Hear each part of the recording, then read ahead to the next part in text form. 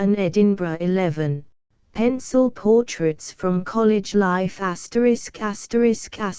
e-text prepared by David Edwards, Diane Monaco, and the online distributed proofreading team. http://www.pgdp.net, from page images generously made available by Internet Archive. http://www.archive.org. Note: images of the original pages are available through Internet Archive. See http://www.archive.org/details/Edinburgh 00 Barrie an Edinburgh 11 An Edinburgh 11 Pencil Portraits from College Life by J. M. Barrie, author of The Little Minister, A Window in Thrums, When a Man's Single, Auld Licht Idylls, etc. New York: Lovell, Corrill and Company, 5 and 7 East 16th Street. Contents. Page I. Lord Rosebery 7-2. Professor Masson 19-3. Professor Blackie 31-4. Professor Calderwood 41v. Professor Tate 53-6. Professor Fraser 67-7. Professor Crystal 77-8. Professor Seller 91-9. Mr. Joseph Thomson 105x. Robert Louis Stevenson 11511. Reverend Walter C. Smith, D.D. 129. Lord Rosebery. I. Lord Rosebery. The first time I ever saw Lord Rosebery was in Edinburgh when I was a student, and I flung a clod of earth at him. He was a peer, those were my politics. I missed him, and I have heard a good many journalists say since then that he is a difficult man to hit. One who began by liking him and is now scornful, which is just the reverse process from mine, told me the reason why. He had some brochures to write on the Liberal leaders, and got on nicely till he reached Lord Rosebery, where he stuck. In vain he walked round his lordship, looking for an opening. The man was naturally indignant. He is the father of a family. Lord Rosebery is 41 years of age, and has missed many opportunities of becoming the bosom friend of Lord Randolph Churchill. They were at Eton together and at Oxford, and have met since. As a boy, the Liberal played at horses, and the Tory at running off with other boys' caps. Lord Randolph was the more distinguished at the university. One day a proctor ran him down in the streets smoking in his cap and gown. The undergraduate remarked on the changeability of the weather, but the proctor, gasping at such bravado, demanded his name and college. Lord Randolph failed to turn up next day at St. Edmund Hall to be lectured, but strolled to the proctor's house about dinner time. "Does a fellow, name of Moore, live here?" he asked. The footman contrived not to faint. "He do," he replied, severely, "but he are at dinner." "Ah! Take him in my card," said the unabashed caller. The Merton books tell that for this the noble lord was fined £10. There was a time when Lord Rosebery would have reformed the House of Lords to a site near a new market. As politics took a firmer grip of him, it was Newmarket that seemed a long way off. One day at Edinburgh he realised the disadvantage of owning swift horses. His brougham had met him at Waverley Station to take him to Dalmeny. Lord Rosebery opened the door of the carriage to put in some papers, and then turned away. The coachman, too well bred to look round, heard the door shut, and, thinking that his master was inside, set off at once. Pursuit was attempted, but what was there in Edinburgh streets to make up on those horses? The coachman drove 7 miles, until he reached a point in the Dalmeny Parks where it was his lordship's custom to alight and open a gate. Here the brougham stood for some minutes, awaiting Lord Rosebery's convenience. At last the coachman became uneasy and dismounted. His brain reeled when he saw an empty brougham. He could have sworn to seeing his lordship enter. There were his papers. What had happened? With a quaking hand the horses were turned, and, driving back, the coachman looked fearfully along the sides of the road. He met Lord Rosebery travelling in great good humour by the luggage omnibus. Whatever is to be Lord Rosebery's future, he has reached that stage in a statesman's career when his opponents cease to question his capacity.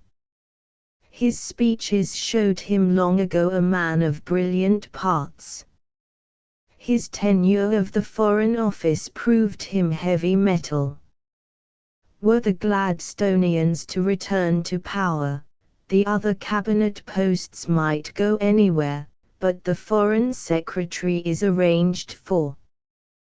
Where his predecessors had clouded their meaning in words till it was as wrapped up as a Mussulman's head, Lord Rosebery's were the straightforward dispatches of a man with his mind made up.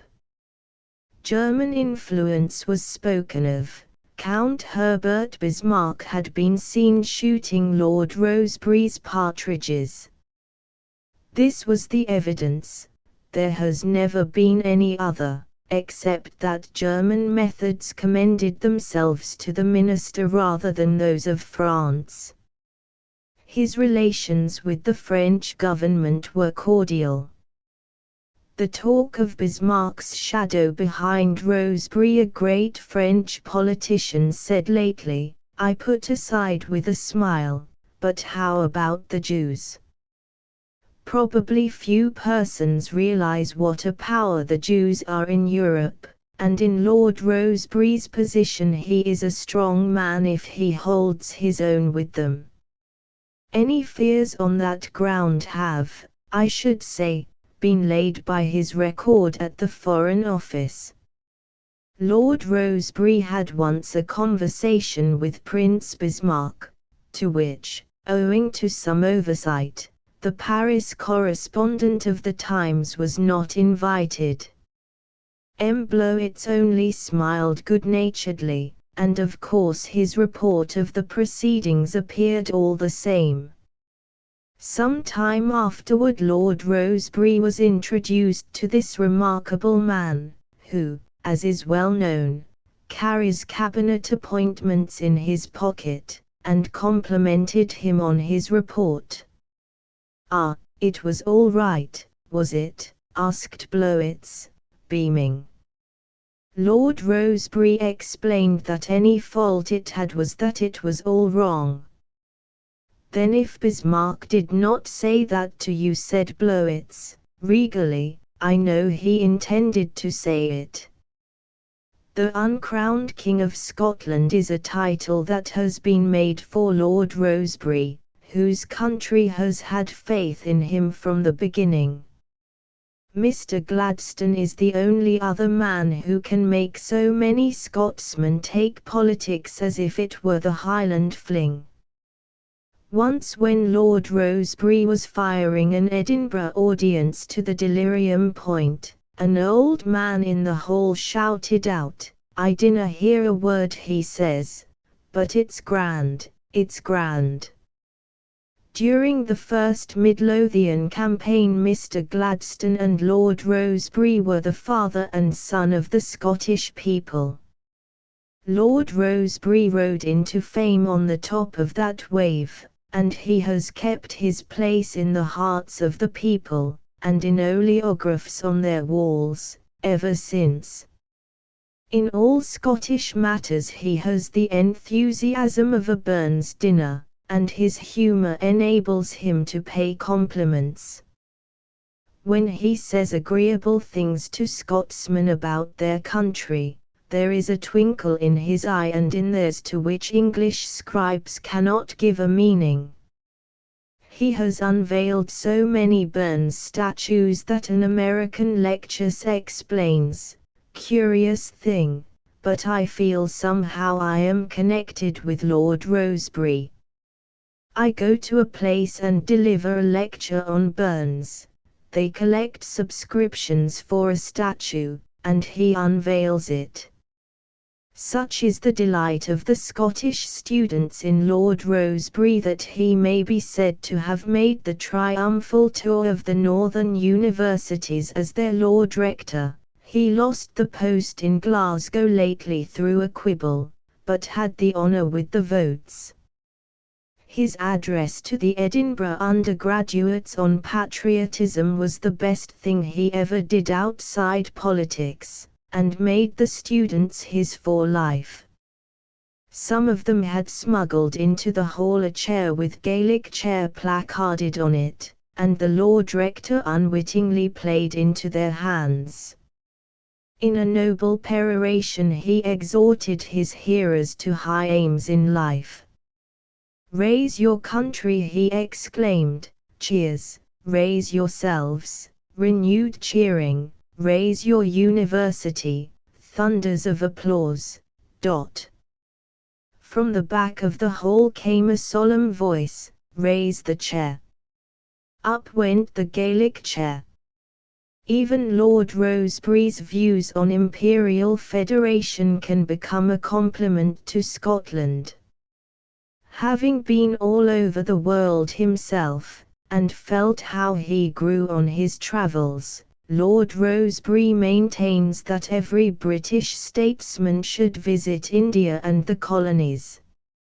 He said that first at a semi-public dinner in the country, and here I may mention that on such occasions he has begun his speeches less frequently than any other prominent politician with a statement that others could be got to discharge the duty better. In other words, he has several times omitted this introduction. On his return to London he was told that his colleagues in the administration had been seeing how his scheme would work out. "We found that if your rule were enforced, the cabinet would consist of yourself and Childers. This would be an ideal cabinet," Lord Rosebery subsequently remarked in Edinburgh, "for it would be entirely Scottish, Mr. Childers being member for a Scottish constituency. The present unhappy division of the Liberal Party has made enemies of friends for no leading man so little as for Lord Rosebery. There are forces working against him, no doubt, in comparatively high places, but the Unionists have kept their respect for him. His views may be wrong, but he is about the only Liberal leader, with the noble exception of Lord Hartington, of whom troublous times have not rasped the temper. Though a great reader, he is not a literary man like Mr. Morley, who would, however, be making phrases where Lord Rosebery would make laws. Sir William Harcourt has been spoken of as a possible Prime Minister, but surely it will never come to that. If Mr. Gladstone's successor is chosen from those who have followed him on the Home Rule question, he probably was not rash in himself naming Lord Rosebery. Lord Rosebery could not now step up without stepping into the premiership. His humor, which is his most obvious faculty, has been a prop to him many a time ere now, but, if I was his adviser, I should tell him that it has served its purpose. There are a great many excellent people who shake their heads over it in a man who has become a power in the land. "Let us be grave," said Dr. Johnson once to a merry companion, "for here comes a fool." In an unknown novel there is a character who says of himself that he is not stupid enough ever to be a great man. I happen to know that this reflection was evolved by the author out of thinking over Lord Rosebery. It is not easy for a bright man to be heavy, and Lord Rosebery's humour is so spontaneous that if a joke is made in their company he has always finished laughing before Lord Hartington begins. Perhaps when Lord Rosebery is on the point of letting his humour run off with him in a public speech, he could recover his solemnity by thinking of the Examiner. Professor Masson. To Professor Masson. Though a man might, to my mind, be better employed than in going to college, it is his own fault if he does not strike on someone there who sends his life off at a new angle. If, as I take it, the glory of a professor is to give elastic minds their proper bent, Masson is a name his country will retain a grip of. There are men who are good to think of, and as a rule we only know them from their books. Something of our pride in life would go with their fall. To have one such professor at a time is the most a university can hope of human nature, so Edinburgh need not expect another just yet. These, of course, are only to be taken as the reminiscences of a student. I seem to remember everything Masson said, and the way he said it. Having, immediately before taken lodgings in a crow's nest, my first sight of Masson was specially impressive.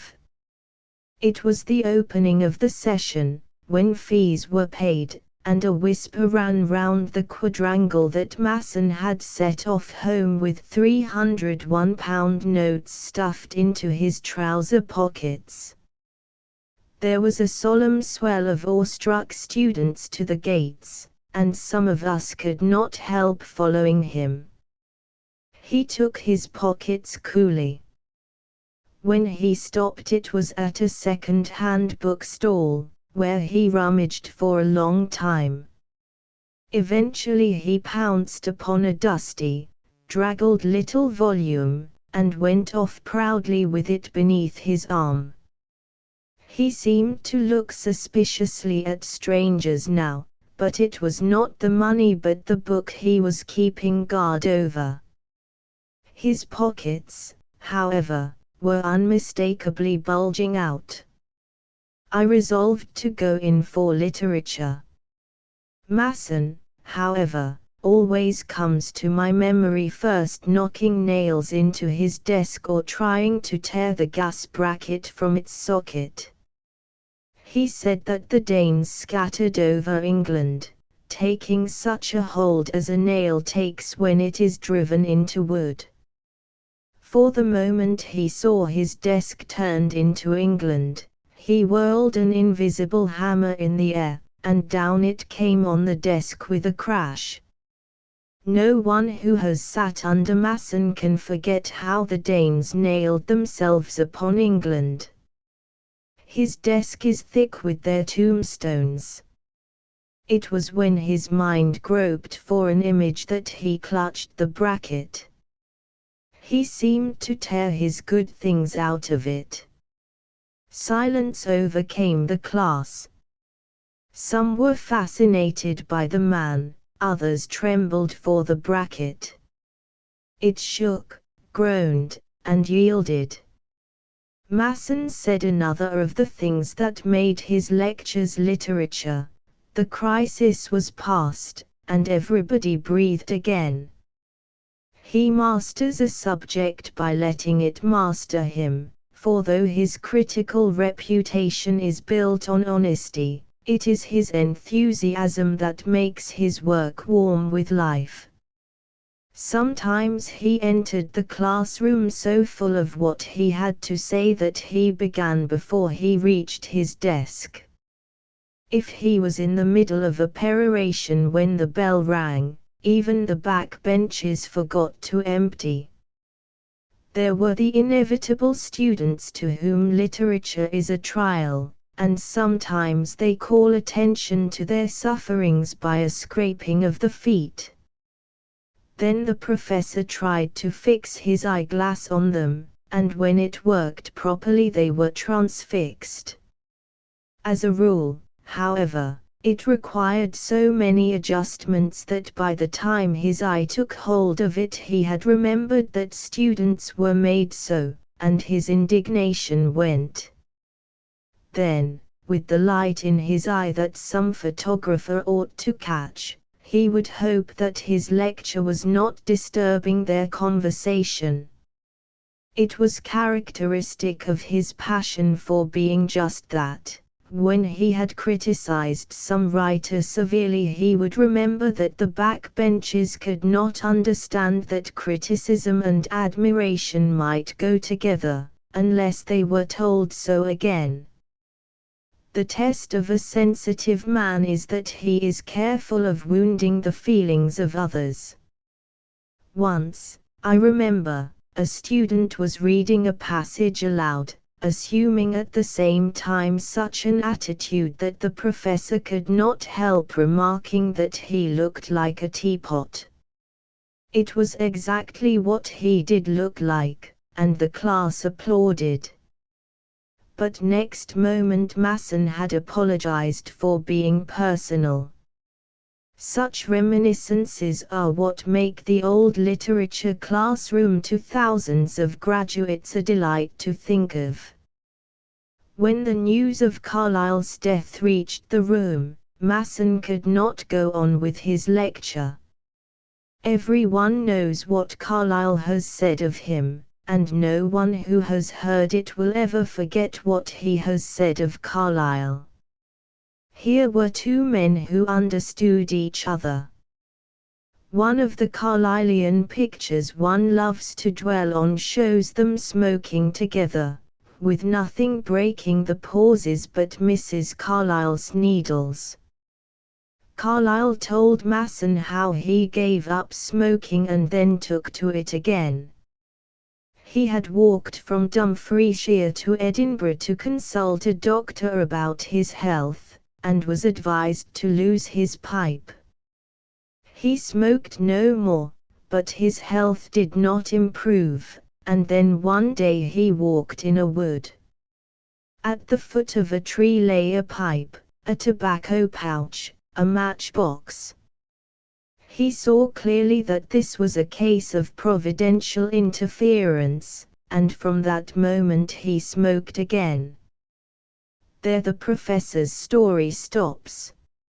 I have no doubt, though, that he nodded his head when Carlyle explained what the pipe and tobacco were doing there. Masson's Milton is, of course, his great work, but for sympathetic analysis I know nothing to surpass his Chatterton. Lecturing on Chatterton one day, he remarked, with a slight hesitation, that had the poet mixed a little more in company and smoked, his morbidness would not have poisoned him. That turned my thoughts to smoking, because I meant to be a Chatterton, but greater. Since then the professor has warned me against smoking too much. He was smoking at the time. This is no place to follow Masson's career, nor to discuss his work. To reach his position one ought to know his definition of a man of letters. It is curious, and, like most of his departures from the generally accepted, sticks to the memory. By a man of letters he does not mean the poet, for instance, who is all soul, so much as the strong-brained writer whose guardian angel is a fine sanity. He used to mention John Skelton, the Wolsey satirist, and Sir David Lindsay, as typical men of letters from this point of view, and it is as a man of letters of that class that Masson is best considered. In an age of many whippersnappers in criticism, he is something of a Gulliver. The students in that class liked to see their professor as well as hear him. I let my hair grow long because it only annoyed other people, and one day there was dropped into my hand a note containing sixpence and the words, "The students sitting behind you present their compliments, and beg that you will get your hair cut with the enclosed, as it interferes with their view of the professor." Masson, when he edited Macmillan's, had all the best men round him. His talk of Thackeray is specially interesting, but he always holds that in conversation Douglas Jerrold was unapproachable. Jerrold told him a good story of his seafaring days. His ship was lying off Gibraltar, and for some hours Jerrold, though only a midshipman, was left in charge. Some of the sailors begged to get ashore, and he let them, on the promise that they would bring him back some oranges. One of them disappeared, and the midshipman suffered for it. More than 20 years afterward Jerrold was looking in at a window in the Strand when he seemed to know the face of a weather-beaten man who was doing the same thing. Suddenly he remembered, and put his hand on the other's shoulder. "My man," he said, "you have been a long time with those oranges." The sailor recognized him, turned white, and took to his heels. There is, too, the story of how Dickens and Jerrold made up their quarrel at the Garrick Club. It was the occasion on which Masson first met the author of Pickwick. Dickens and Jerrold had not spoken for a year, and they both happened to have friends at dinner in the stranger's room, Masson being Jerrold's guest. The two hosts sat back to back, but did not address each other, though the conversation was general. At last Jerrold could stand it no longer. Turning, he exclaimed, "Charlie, my boy, how are you?" Dickens wheeled round and grasped his hand. Many persons must have noticed that, in appearance, Masson is becoming more and more like Carlyle every year. How would you account for it?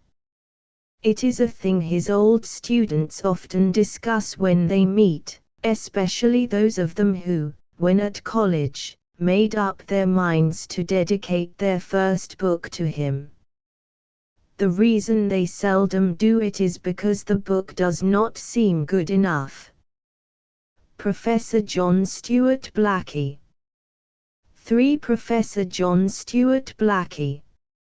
Lately I was told that Blackie, one does not say Mr. Cromwell, is no longer Professor of Greek in Edinburgh University. What nonsense some people talk. As if Blackie were not part of the building. In his class one day he spoke touchingly of the time when he would have to join Socrates in the Elysian fields. A student cheered, no one knows why. "It won't be for some time yet," added John Stuart. Blackie takes his ease at home, in a dressing gown and straw hat. This shows that his plaid really does come off. My occupation nowadays, he said to me recently, is business, blethers, bothers, beggars, and backgammon. He has also started a profession of going to public meetings, and hurrying home to write letters to the newspapers about them. When the editor shakes the manuscript, a sonnet falls out. I think I remember the professors saying that he had never made 5 shillings by his verses. To my mind they are worth more than that. Though he has explained them frequently, there is still confusion about Blackie's politics. At Manchester they thought he was a Tory, and invited him to address them, on that understanding. I fancy I astonished them, the professor said to me. This is quite possible. Then he was mistaken for a liberal. The fact is that Blackie is a philosopher, who follows the golden mean. He sees this himself. A philosopher who follows the golden mean is thus a man who runs zigzag between 2 extremes. You will observe that he who does this is some time before he arrives anywhere. The professor has said that he has the strongest lungs in Scotland.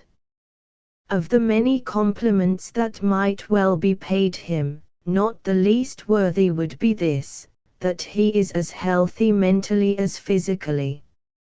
Mrs. Norton begins a novel with the remark that one of the finest sights conceivable is a well-preserved gentleman of middle age. It will be some time yet before Blackie reaches middle age, but there must be something wrong with you if you can look at him without feeling refreshed. Did you ever watch him marching along Prince's Street on a warm day, when every other person was broiling in the sun? His head is well thrown back, the staff, grasped in the middle, jerks back and forward like a weaver's shuttle, and the plaid flies in the breeze. Other people's clothes are hanging limp. Blackie carries his breeze with him. A year or 2 ago Mr. Gladstone, when at Dalmeny, pointed out that he had the advantage over Blackie in being of both Highland and Lowland extraction. The professor, however, is as Scotch as the thistle or his native hills, and Mr. Gladstone, quite justifiably, considers him the most outstanding of living Scotsmen. Blackie is not quite sure himself. Not long ago I heard him read a preface to a life of Mr. Gladstone that was being printed at Smyrna in modern Greek. He told his readers to remember that Mr. Gladstone was a great scholar and an upright statesman. They would find it easy to do this if they first remembered that he was Scottish. The world included Blackie in its list of celebrities at home. It said that the door was opened by a red-headed lassie. That was probably meant for local colour, and it amused everyone who knew Mrs. Blackie. The professor is one of the most genial of men, and will show you to your room himself, talking 6 languages. This tends to make the conversation one-sided, but he does not mind that. He still writes a good deal, spending several hours in his library daily, and his talk is as brilliant as ever. His writing nowadays is less sustained than it was, and he prefers flitting from one subject to another, to evolving a great work. When he dips his pen into an ink pot, it at once writes a sonnet, so strong is the force of habit. Recently he wrote a page about Carlyle in a little book issued by the Edinburgh Students' Bazaar Committee. In this he reproved Carlyle for having bias. Blackie wonders why people should have bias. Some readers of this may in their student days have been invited to the Greek professor's house to breakfast, without knowing why they were selected from among so many. It was not, as they are probably aware, because of their classical attainments, for they were too thoughtful to be in the prize list, nor was it because of the charm of their manners or the fascination of their conversation. When the professor noticed any physical peculiarity about a student, such as a lisp, or a glass eye, or one leg longer than the other, or a broken nose, he was at once struck by it, and asked him to breakfast. They were very lively breakfasts, the eggs being served in tureens, but sometimes it was a collection of the maimed and crooked, and one person at the table, not the host himself, used to tremble lest, making mirrors of each other, the guests should see why they were invited. Sometimes, instead of asking a student to breakfast, Blackie would instruct another student to request his company to tea. Then the two students were told to talk about Paulo Post futures in the cool of the evening, and to read their Greek Testament and to go to the pantomime. The professor never tired of giving his students advice about the preservation of their bodily health.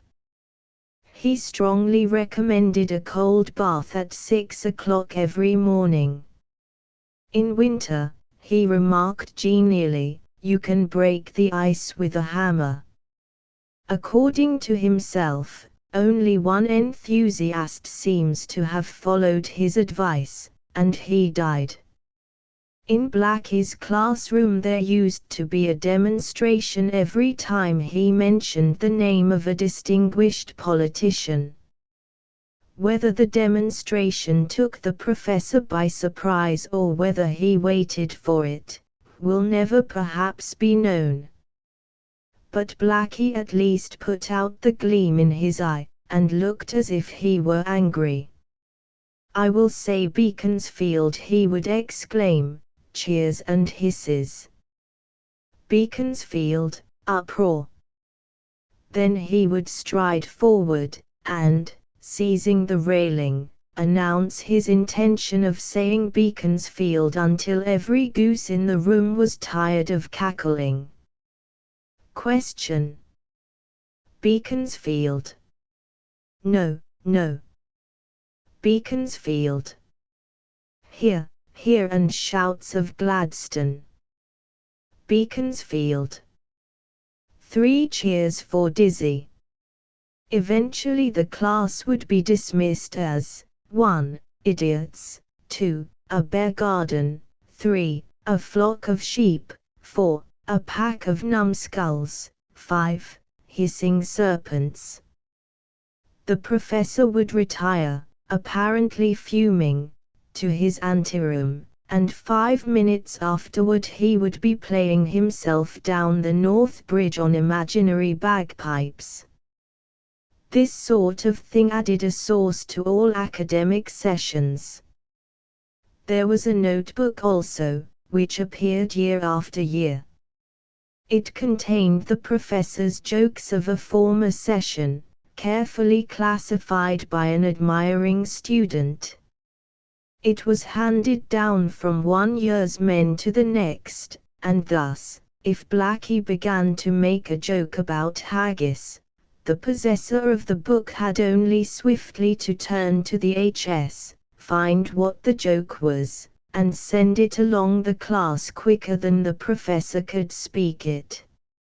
In the old days the Greek professor recited a poem in honor of the end of the session. He composed it himself, and, as known to me, it took the form of a graduate's farewell to his alma mater. Sometimes he would knock a map down as if overcome with emotion, and at critical moments a student in the back benches would accompany him on a penny trumpet. Now, I believe, the Hellenic Club takes the place of the classroom. All the eminent persons in Edinburgh attend its meetings, and Blackie, the Athenian, is in the chair. The policeman in Douglas Crescent looks scared when you ask him what takes place on these occasions. It is generally understood that toward the end of the meeting they agree to read Greek next time. Professor Calderwood. For Professor Calderwood. Here is a true story that the general reader may jump, as it is intended for Professor Calderwood himself. Some years ago an English daily paper reviewed a book entitled A Handbook of Moral Philosophy. The professor knows the work. The notice was done by the junior reporter, to whom philosophical treatises are generally entrusted. He dealt leniently, on the whole, with Professor Calderwood, even giving him a word of encouragement here and there. Still the criticism was severe. The reviewer subsequently went to Edinburgh University, and came out 144th in the class of moral philosophy. That student is now, I believe, on friendly terms with Professor Calderwood, but has never told him this story. I fancy the professor would like to know his name. It may perhaps be reached in this way. He was the young gentleman who went to his classes the first day in a black coat and silk hat, and was cheered round the quadrangle by a body of admiring fellow students, who took him for a professor. Calderwood contrives to get himself more in touch with the mass of his students than some of his fellow professors, partly because he puts a high ideal before himself, and to some extent because his subject is one that Scottish students revel in. Long before they join his class they know that they are moral philosophers. Indeed, they are sometimes surer of it before they enroll than afterward. Their essays begin in some such fashion as this: in joining issue with Reid, I wish to take no unfair advantage of my antagonist, or, Kant is sadly at fault when he says that, or, it is strange that a man of Locke's attainments should have been blind to the fact. When the professor reads out these titbits to the class, his eyes twinkle. Some students, of course, are not such keen philosophers as others. Does Professor Calderwood remember the one who was never struck by anything in moral philosophy until he learned by accident that Descartes lay in bed till about 12 o'clock every morning? Then it dawned on him that he, too, must have been a philosopher all his life without knowing it. One year a father and son were in the class. The father got so excited over volition and the line that divides right from wrong that he wrenched the desk before him from its sockets and hit it triumphantly, meaning that he and the professor were at one. He was generally admired by his fellow students, because he was the only one in the class who could cry out here, and even question without blushing. The son, on the other hand, was blase, and would have been an agnostic, only he could never remember the name.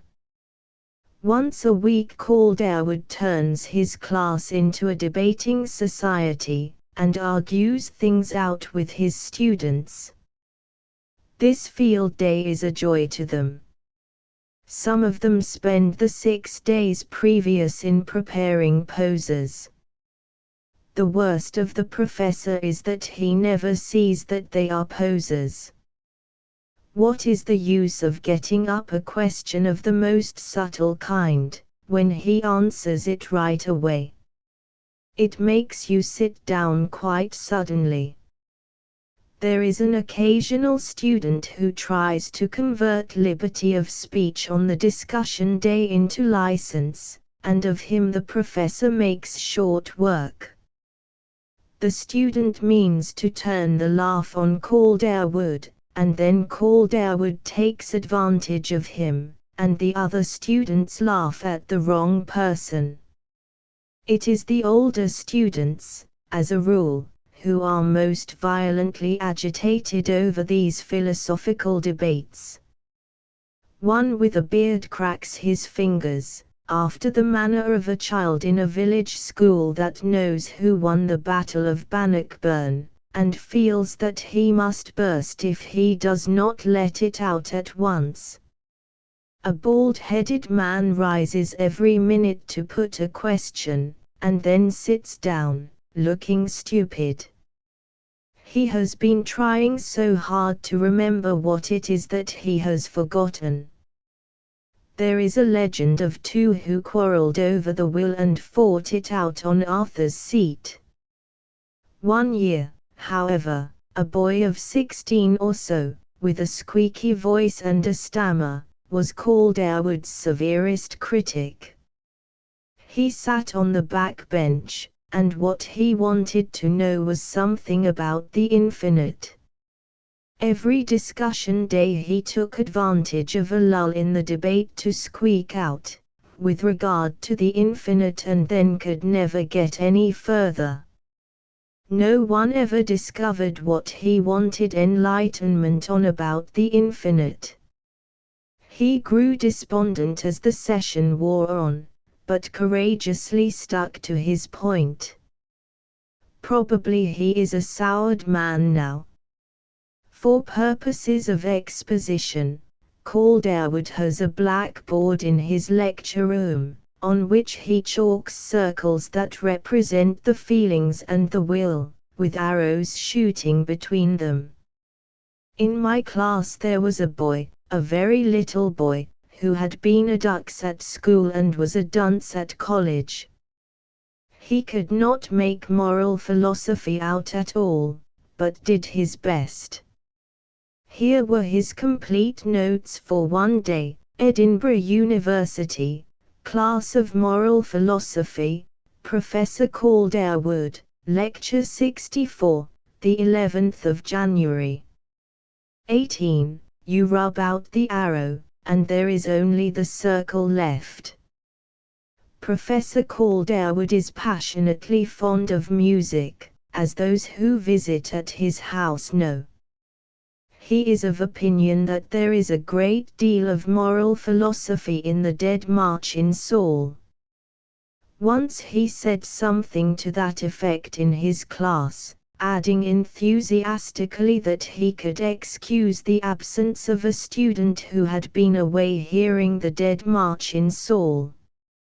After that he received a good many letters from students, worded in this way: Mr. McNaughton, Bench 7, presents his compliments to Professor Calderwood, and begs to state that his absence from the class yesterday was owing to his being elsewhere, hearing the Dead March in Saul.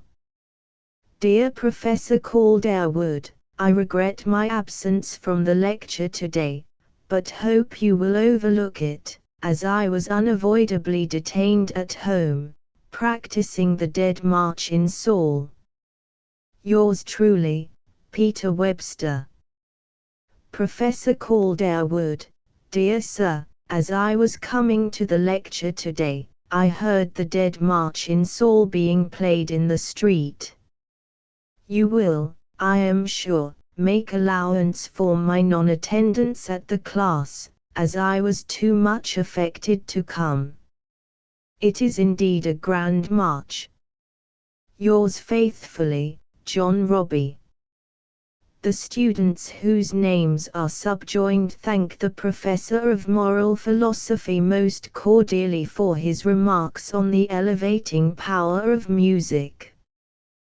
They have been encouraged thereby to start a class for the proper study of the impressive and solemn march to which he called special attention, and hope he will excuse them, should their practisings occasionally prevent their attendance at the Friday lectures. Professor Calderwood does not lecture on the Dead March in Saul now. The class of moral philosophy is not for the few, but the many. Some professors do not mind what becomes of the 9 students, so long as they can force on every 10th. Calderwood, however, considers it his duty to carry the whole class along with him, and it is, as a consequence, almost impossible to fall behind. The lectures are not delivered, in the ordinary sense, but dictated. Having explained the subject of the day with the lucidity that is this professor's peculiar gift, he condenses his remarks into a proposition. It is as if a minister ended his sermon with the text. Thus, Proposition 34, man is born into the world. You have got that. See that you have all got it. Man is born into the world with a capacity, anxious student, if you please. Professor, where did you say man was born into? Into the world, with a capacity to distinguish, with a what, sir? With a capacity to distinguish, student, who is born into the world. Perhaps I have been reading too quickly. Man is born into the world, with a capacity to distinguish between. Student shuts his book, thinking that completes the proposition. Distinguish between right and wrong. You have all got Proposition 34.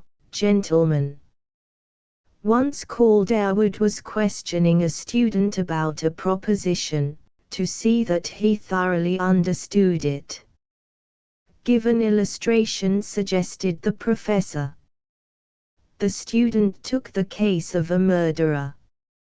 Very good, said the professor. Now give me another illustration. The student pondered for a little. Well, he said at length, take the case of another murderer.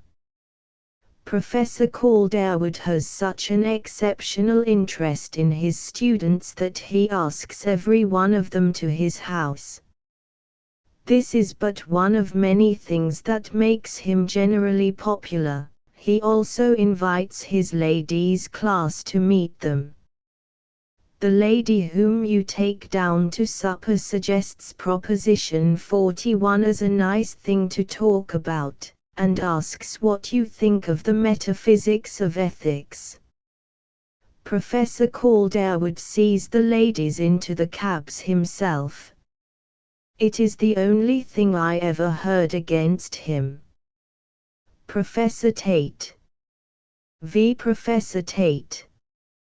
Just as I opened my desk to write enthusiastically of Tate, I remembered having recently deciphered a pencil note about him, in my own handwriting, on the cover of Masson's chronological list, which I still keep by me.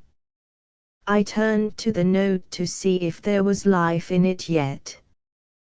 Walls, it says, got 2s. For T&T at Brown's, 16 Walker Street.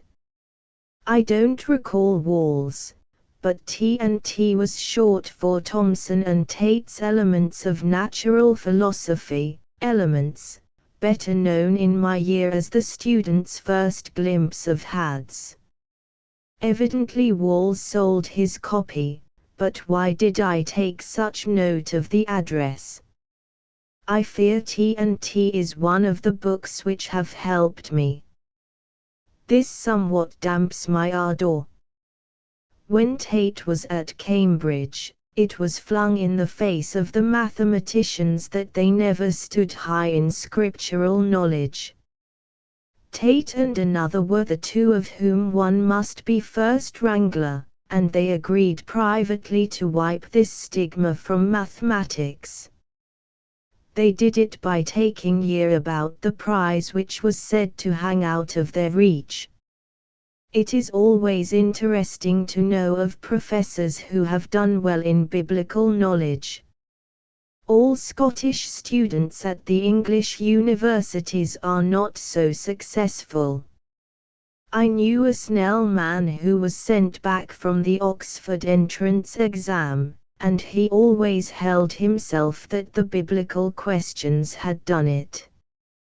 Turner is said by medicals to be the finest lecturer in the university. He will never be that so long as Tate is in the natural philosophy chair. Never, I think, can there have been a more superb demonstrator. I have his burly figure before me. The small twinkling eyes had a fascinating gleam in them. He could concentrate them until they held the object looked at. When they flashed round the room he seemed to have drawn a rapier. I have seen a man fall back in alarm under Tate's eyes, though there were a dozen benches between them. These eyes could be merry as a boy's, though, as when he turned a tube of water on students who would insist on crowding too near an experiment, for Tate's was the humor of high spirits. I could conceive him at marbles still, and feeling annoyed at defeat. He could not fancy anything much funnier than a man missing his chair. Outside his own subject he is not, one feels, a six-footer. When Mr. R. L. Stevenson's memoir of the late Mr. Fleming Jenkin was published, Tate said at great length that he did not like it. He would have had the sketch by a scientific man. But though scientists may be the only men nowadays who have anything to say, they are also the only men who can't say it. Scientific men out of their sphere know for a fact that novels are not true. So they draw back from novelists who write biography. Professor Tate and Mr. Stevenson are both men of note, who walk different ways, and when they meet neither likes to take the curbstone. If they were tied together for life in a three-legged race, which would suffer the more? But if Tate's science weighs him to the earth, he has a genius for sticking to his subject, and I am lost in admiration every time I bring back his lectures. It comes as natural to his old students to say when they meet, what a lecturer Tate was, as to Englishmen to joke about the bagpipes. It is not possible to draw a perfect circle, Crystal used to say, after drawing a very fine one. To the same extent it was not possible for Tate never to fail in his experiments. The atmosphere would be too much for him once in a session, or there were other hostile influences at work. Tate warned us of these before proceeding to experiment, but we merely smiled. We believed in him as though he were a Bradshaw announcing that he would not be held responsible for possible errors. I had forgotten Lindsay. The mother may forget her child. As I write, he has slipped back into his chair on the professor's right, and I could photograph him now in his brown suit. Lindsay was the imperturbable man who assisted Tate in his experiments, and his father held the post before him. When there were many of us together, we could applaud Lindsay with burlesque exaggeration, and he treated us good-humoredly, as making something considerable between us. But I once had to face Lindsay alone, in quest of my certificate, and suddenly he towered above me, as a waiter may grow tall when you find that you have not money enough to pay the bill. He treated me most kindly, did not reply, of course, but got the certificate, and handed it to me as a cashier contemptuously shovels you your pile of gold. Long ago I pasted up a crack in my window with the certificate, but it said, I remember, that I had behaved respectably, so far as I had come under the eyes of the professor. Tate was always an enthusiast. We have been keeping Lindsay waiting. When he had nothing special to do, he sat indifferently in his chair, with the face of a precentor after the sermon has begun. But though it was not very likely that Lindsay would pay much attention to talk about such playthings as the laws of nature, his fingers went out in the direction of the professor when the experiments began. Then he was not the precentor, he was a minister in one of the pews. Lindsay was an inscrutable man, and I shall not dare to say that he even half wished to see Tate fail. He only looked on, ready for any emergency, but if the experiment would not come off, he was as quick to go to the professor's assistance as a member of Parliament is to begin when he has caught the speaker's eye. Perhaps Tate would have none of his aid, or pushed the mechanism for the experiment from him, an intimation to Lindsay to carry it quickly to the anteroom. Do you think Lindsay read the instructions so? Let me tell you that your mind fails to seize hold of Lindsay. He marched the machine out of Tate's vicinity as a mother may push her erring boy away from his father's arms, to take him to her heart as soon as the door is closed. Lindsay took the machine to his seat, and laid it before him on the desk, with well-concealed apathy. Tate would flash his eye to the right to see what Lindsay was after, and there was Lindsay sitting with his arms folded. The professor's lecture resumed its way, and then out went Lindsay's hands to the machine. Here he tried a wheel, again he turned a screw, in time he had the machine ready for another trial.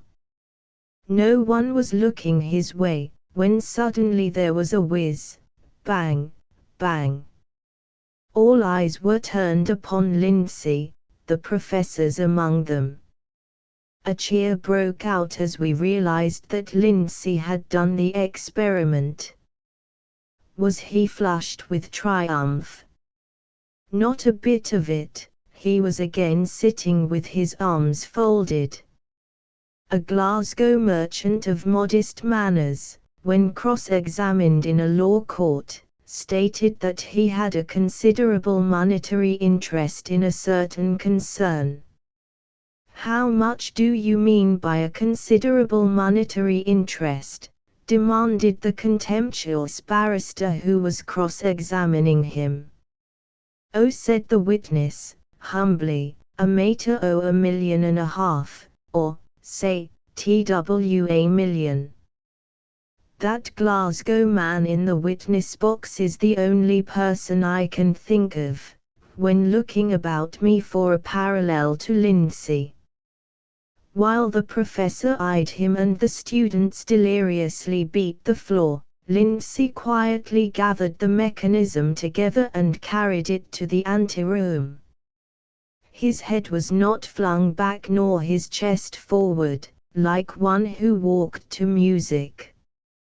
In his hour of triumph he was still imperturbable. I lie back in my chair today, after the lapse of years, and ask myself again, how did Lindsay behave after he entered the anteroom, shutting the door behind him. Did he give way? There is no one to say. When he returned to the classroom, he wore his familiar face, a man to ponder over. There is a legend about the natural philosophy classroom, the period long antecedent to Tate. The professor, annoyed by a habit students had got into of leaving their hats on his desk, announced that the next hat placed there would be cut in pieces by him in presence of the class. The warning had its effect, until one day when the professor was called for a few minutes from the room. An undergraduate, to whom the natural sciences, unrelieved, were a monotonous study, slipped into the anteroom, from which he emerged with the professor's hat. This he placed on the desk, and then stole in a panic to his seat. An awe fell upon the class. The professor returned, but when he saw the hat he stopped. He showed no anger. "Gentlemen," he said, "I told you what would happen if you again disobeyed my orders." Quite blandly he took a penknife from his pocket, slit the hat into several pieces, and flung them into the sink. While the hat was under the knife, the students forgot to demonstrate, but as it splashed into the sink, they gave forth a true British cheer. The end. Close to the door of the natural philosophy room is a window that in my memory will ever be sacred to a janitor. The janitors of the university were of varied interest, from the merry one who treated us as if we were his equals, and the soldier who sometimes looked as if he would like to mow us down, to the head man of all, whose name I dare not write, though I can whisper it. The janitor at the window, however, sat there through the long evenings while the debating society, of which I was a member, looked after affairs of state in an adjoining room. We were the smallest society in the university and the longest winded, and I was once nearly expelled for not paying my subscription. Our grand debate was, is the policy of the government worthy the confidence of this society? And we also read about 6 essays yearly on the genius of Robert Burns, but it was on private business that we came out strongest. The question that agitated us most was whether the meetings should be opened with prayer, and the men who thought they should would not so much as look at the men who thought they should not. When the janitor was told that we had begun our private business, he returned to his window and slept.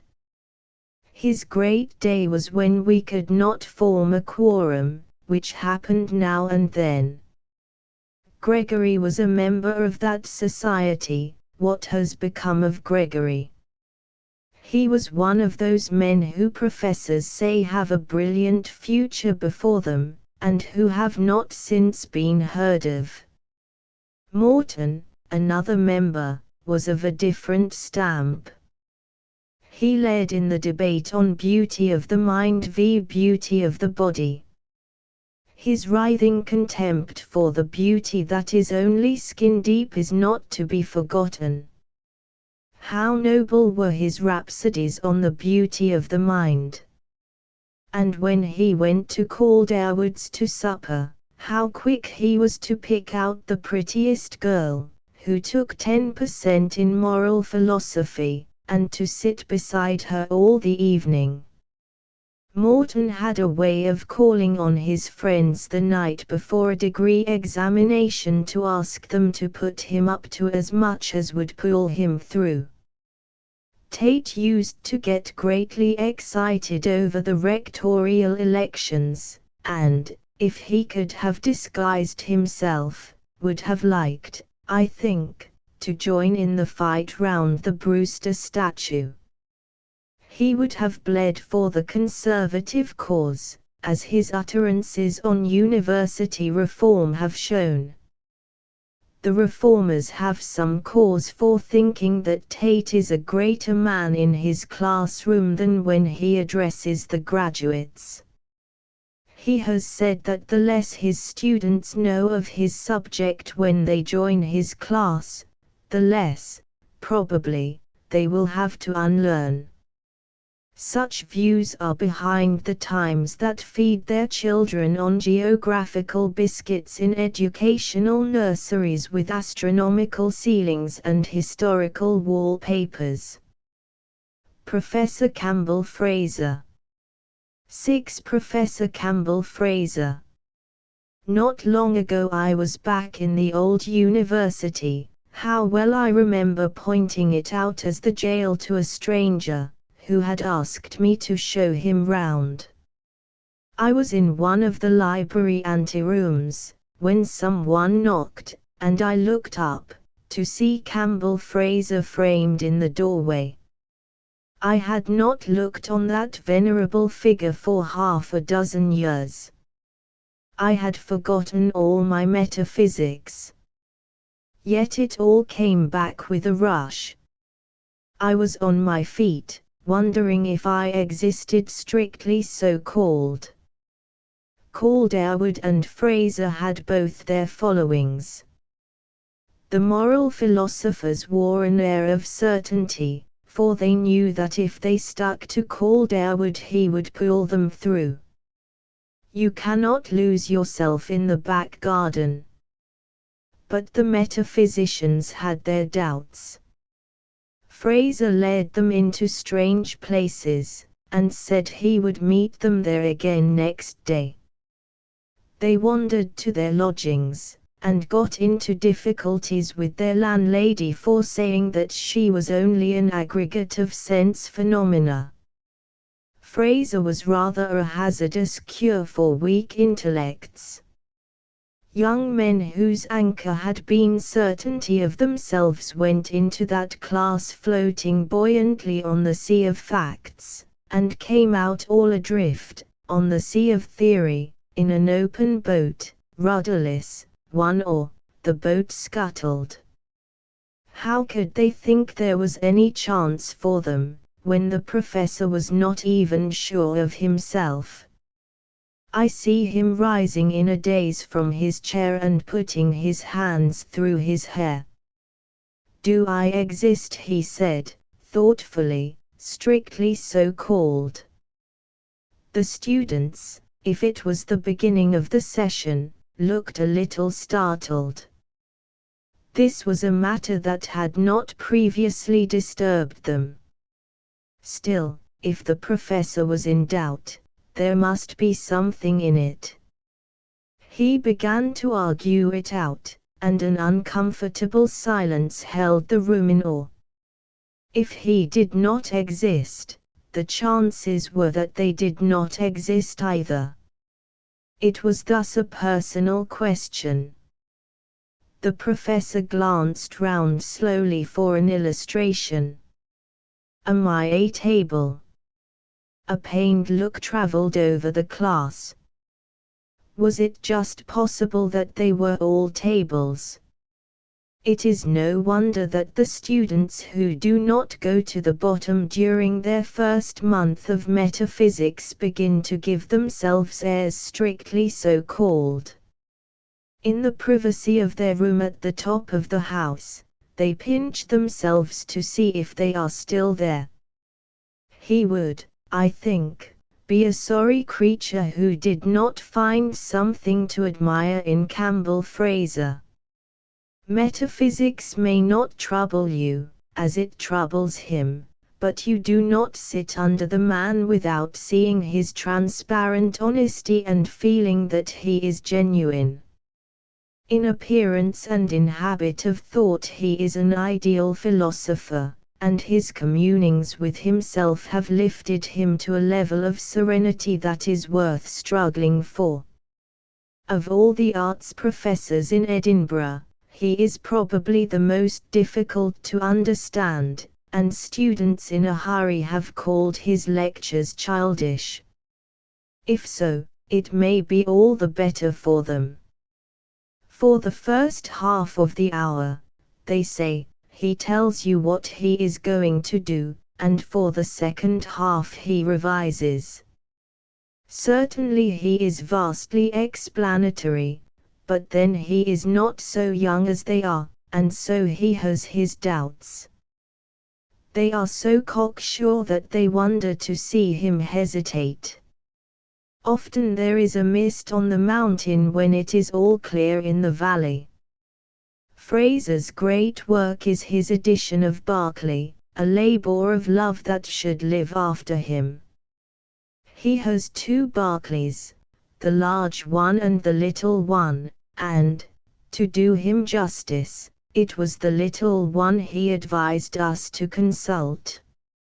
I never read the large one myself, which is in a number of monster tomes, but I often had a look at it in the library, and I was proud to think that an Edinburgh professor was the editor. When Glasgow men came through to talk of their professors, we showed them the big Berkeley, and after that they were reasonable. There was one man in my year who really began the large Berkeley, but after a time he was missing, and it is believed that some day he will be found flattened between the pages of the first volume. The Selections was the textbook we used in the class. It is sufficient to prove that Berkeley wrote beautiful English. I am not sure that anyone has written such English since. We have our own stylists, but how self-conscious they are after Berkeley. It is 7 years since I opened my Selections, but I see that I was once more of a metaphysician than I have been giving myself credit for. The book is scribbled over with posers in my handwriting about dualism and primary realities. Some of the comments are in shorthand, which I must at one time have been able to read, but all are equally unintelligible now. Here is one of my puzzlers. Does be here mean impercipient and unperceived subject, or conscious and percipient subject? Observe the friendly B. I dare say further on I shall find myself referring to the professor as F. I wonder if I ever discovered what B meant. I could not now tell what I meant, myself. As many persons are aware, the Selections consist of Berkeley's text with the professor's notes thereon. The notes are explanatory of the text, and the student must find them an immense help.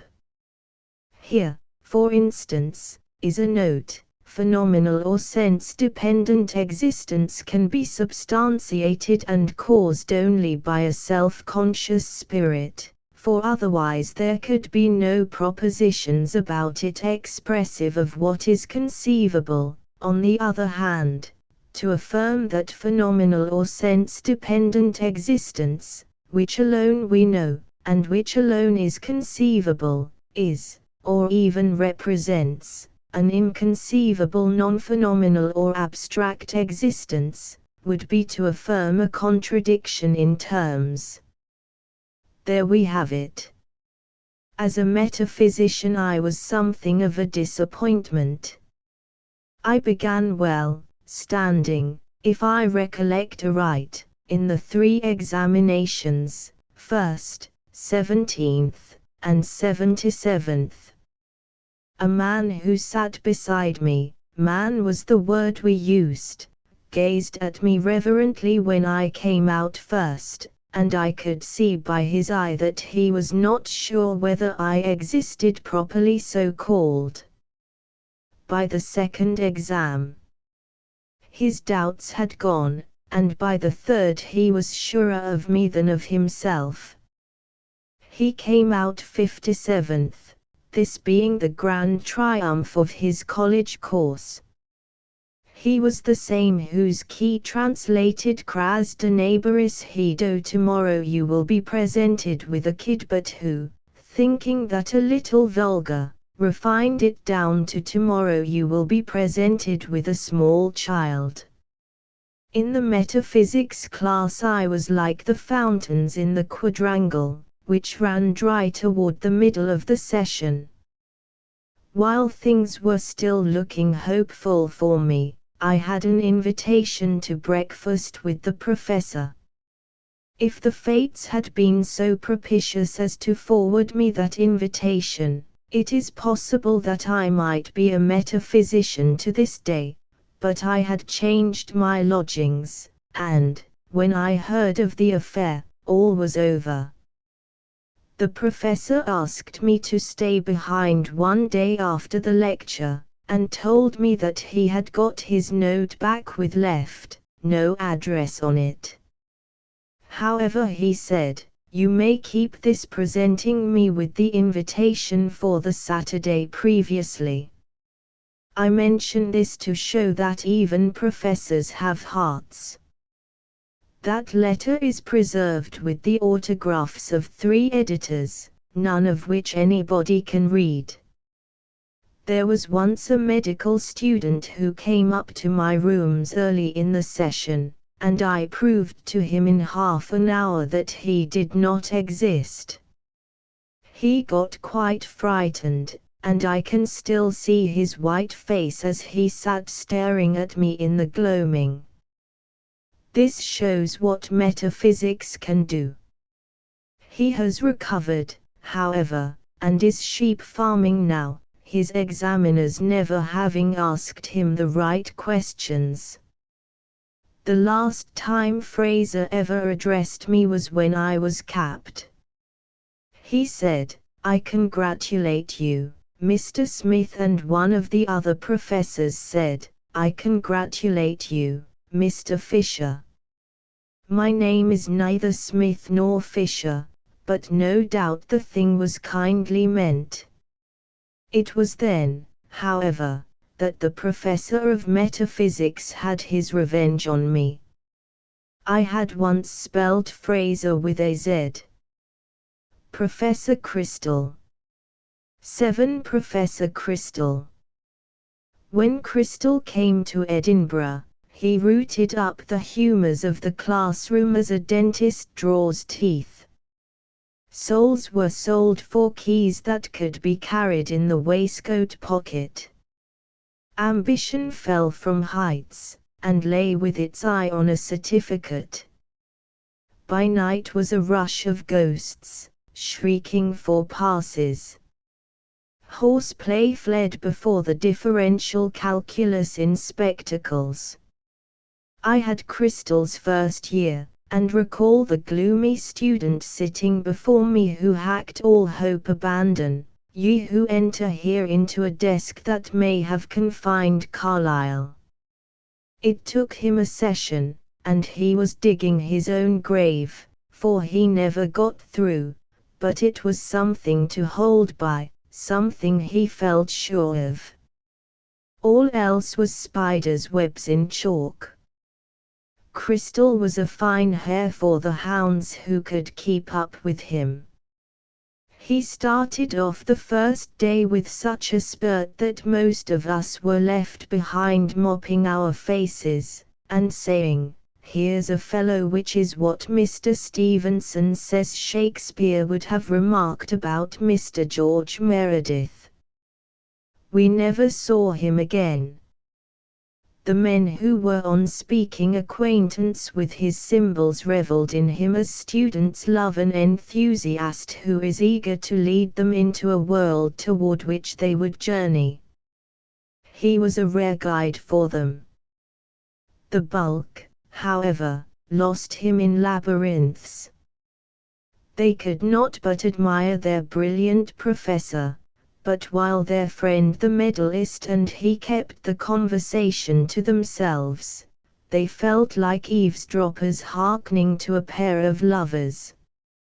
"It is beautiful," they cried, but this is no place for us, let us away. A good many went, but their truancy stuck in their throats like Otway's last roll. The MA was before them. They had fancied it in their hands, but it became shy as a maiden from the day they learned Crystal's heresy that Euclid is not mathematics, but only some riders in it. This snapped the cord that had tied the blind man to his dog, and the MA shot down the horizon. When Rutherford delivered his first lecture in the chair of Institutes of Medicine, boisterous students drowned his voice, and he flung out of the room. At the door he paused to say, "Gentlemen, we shall meet again at Philippi." A dire bomb was this in the midst of them, warranted to go off, none able to cast it overboard. We too had our Philippi before us. Crystal could not be left to his own devices. I had never a passion for knowing that when circles or triangles attempt impossibilities it is absurd, and X was an unknown quantity I was ever content to walk round about. To admit to Crystal that we understood X was only a way he had of leading you on to Y and Z. I gave him his chance, however, by contributing a paper of answers to his first weekly set of exercises. When the hour for returning the slips came round, I was there to accept fame, if so it was to be, with modesty, and if it was to be humiliation, still to smile. The professor said there was one paper, with an owner's name on it, which he could not read, and it was handed along the class to be deciphered. My presentiment that it was mine became a certainty when it reached my hand, but I passed it on pleasantly, and it returned to Crystal, a Japhet that never found its father. Feeling that the powers were against me, I then retired from the conflict, sanguine that the teaching of my mathematical schoolmaster, the best that could be, would pull me through. The disowned may be going the round of the classroom still. The men who did not know when they were beaten returned to their seats, and doggedly took notes, their faces lengthening daily. Their notebooks reproduced exactly the hieroglyphics of the blackboard, and, examined at night, were as suggestive as the photographs of persons one has never seen. To overtake Crystal after giving him a start was the presumption that is an offshoot from despair. There was once an elderly gentleman who for years read the Times every day from the first page to the last. For a fortnight he was ill of a fever, but, on recovering, he began at the copy of the Times where he had left off. He struggled magnificently to make up on the Times, but it was in vain. This is an allegory for the way these students panted after Crystal. Some succumbed and joined the majority, literally, for to mathematics they were dead. I never hear of the old university now, nor pass under the shadow of the walls one loves when he is done with them, without seeing myself as I was the day I matriculated, an awestruck boy, passing and repassing the gates, frightened to venture inside, breathing heavily at sight of janitors, Scott and Carlyle in the air. After that I see nothing fuller of color than the meetings that were held outside Crystal's door. Adjoining it is a classroom so little sought for that legend tells of its door once showing the notice, "There will be no class today, as the student is unwell." The crowd round Crystal's could have filled that room. It was composed of students hearkening at the door to see whether he was to call their part of the roll today. If he did, they slunk in; if not, the crowd melted into the streets, this refrain in their ears: "I'm plucked, I do admit, I'm spun, my mother dear, yet do not grieve for that which happens every year. I've waited very patiently, I may have long to wait, but you've another son, mother, and he will graduate." A professor of mathematics once brought a rowdy student from the back benches to a seat beside him, because, first, you'll be near the board, second, you'll be near me, and, third, you'll be near the door. Crystal soon discovered that students could be too near the door, and he took to calling the roll in the middle of the hour, which ensured an increased attendance. It was a silent class, nothing heard but the patter of pencils, rats scraping for grain, of which there was abundance, but not one digestion in a bench. To smuggle in a novel up one's waistcoat was perilous, Crystal's spectacles doing their work. At a corner of the platform sat the assistant, with a constable's authority, but not formed for swooping, uneasy because he had legs, and where to put them he knew not. He got through the hour by shifting his position every 5 minutes, and, sitting there waiting, he reminded one of the boy who, on being told to remain so quietly where he was that he could hear a pin drop, held his breath a moment, then shouted, "Let it drop." An excellent fellow was this assistant, who told us that one of his predecessors had got 3 months. A jest went as far in that class as a plum in the midshipman's pudding, and, you remember, when the middies came on a plum they gave 3 cheers. In the middle of some brilliant reasoning, Crystal would stop to add 4, 7, and 11. Addition of this kind was the only thing he could not do, and he looked to the class for help. 20 they shouted, 24-17 while he thought it over. These appeals to their intelligence made them beam. They woke up as a sleepy congregation shakes itself into life when the minister says, "I remember when I was a little boy." The daring spirits, say, those who were going into their father's office, and so did not look upon Crystal as a door locked to their advancement, sought to bring sunshine into the room. Crystal soon had the blind down on that. I hear they have been at it recently, with the usual result. To relieve the monotony, a student at the end of bench 10 dropped a marble, which toppled slowly downward toward the professor. At every step it took, there was a smothered guffaw, but Crystal, who was working at the board, did not turn his head. When the marble reached the floor, he said, still with his back to the class, "Will the student at the end of bench 10, who dropped that marble, stand up?" All eyes dilated. He had counted the falls of the marble from step to step. Mathematics do not obscure the intellect. 20% was a good percentage in Crystal's examinations, 30 sent you away whistling. As the MA drew nigh, students on their prospects might have been farmers discussing the weather.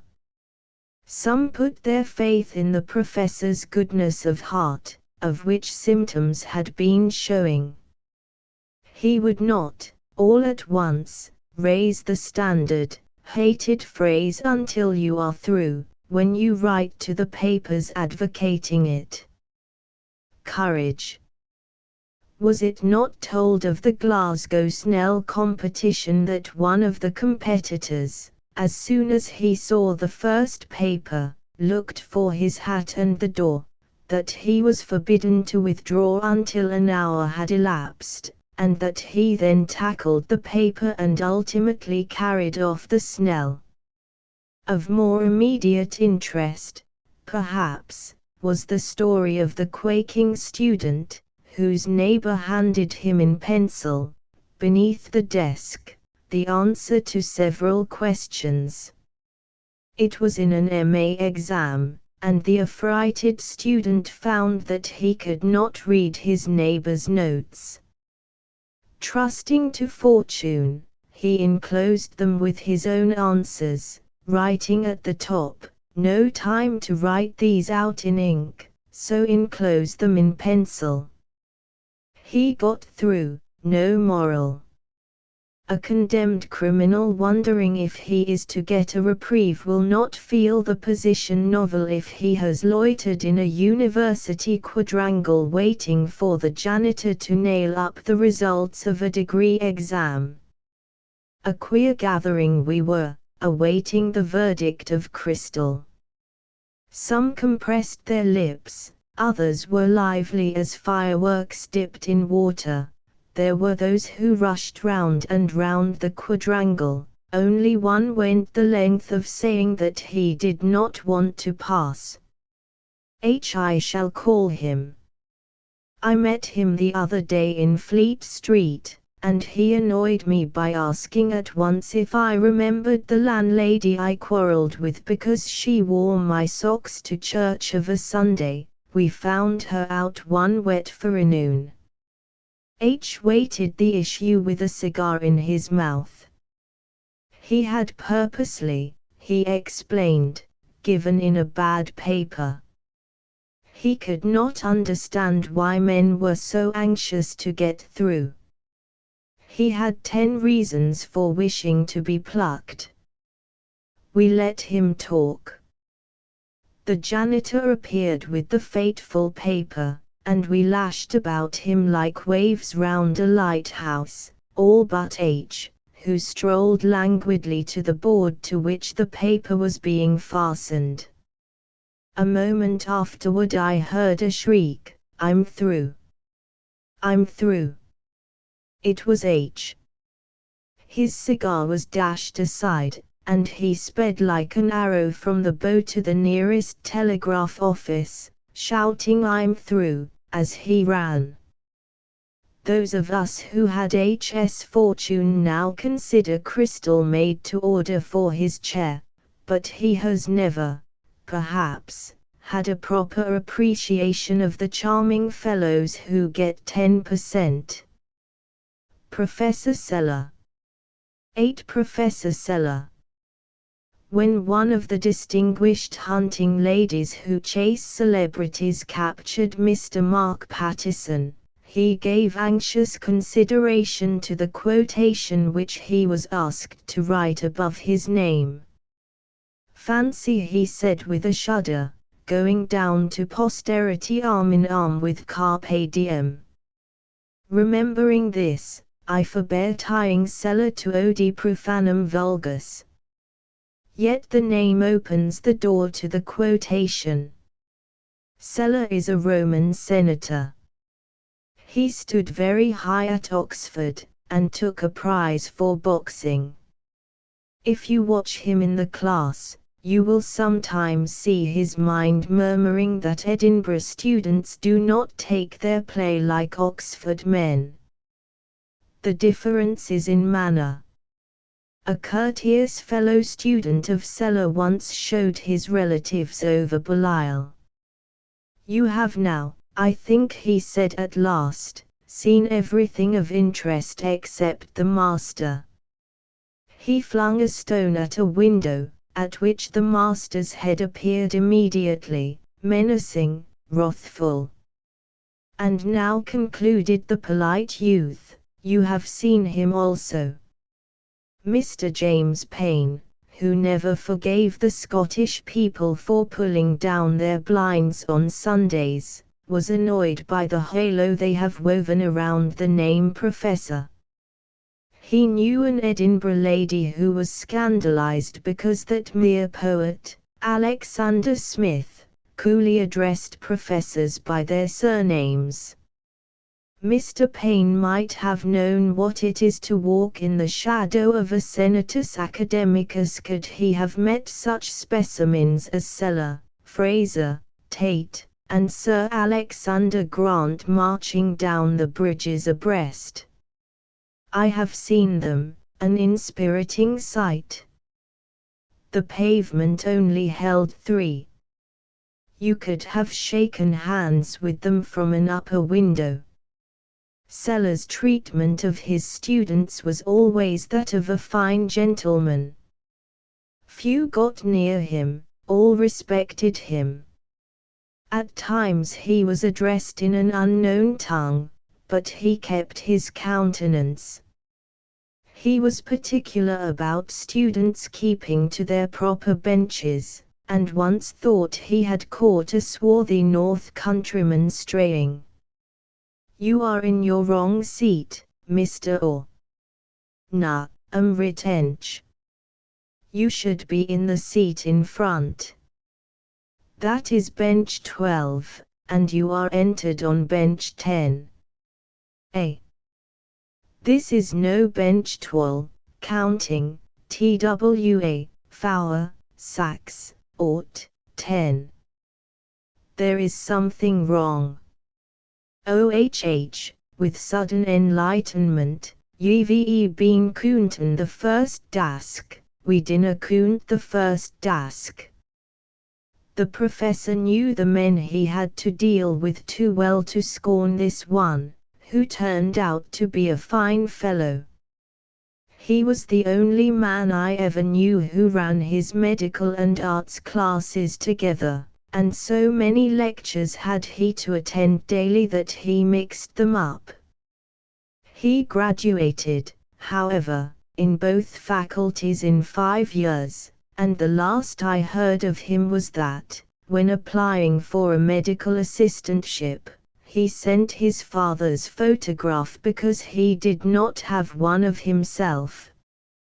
He was a man of brains as well as sinew, and dined briskly on a shilling a week. There was a little fellow in the class who was a puzzle to Sellar, because he was higher sitting than standing. When the professor asked him to stand up, he stood down. "Is Mr. Blank not present?" Sellar would ask. "Here, sir," cried Blank. "Then, will you stand up, Mr. Blank?" Agony of Blank, and a demonstration of many feet. "Are you not prepared, Mr. Blank?" "Yes, sir." "Pastor quum trahere, I insist on your standing up, Mr. Blank." Several students rise to their feet to explain, but subside. "Yes, sir." "Pastor quum trahere po, I shall mark you not prepared, Mr. Blank." Further demonstration, and then an indignant squeak from Blank. "If you please, sir, I am standing." "But, in that case, how is it?" Yes, proceed, Mr. Blank."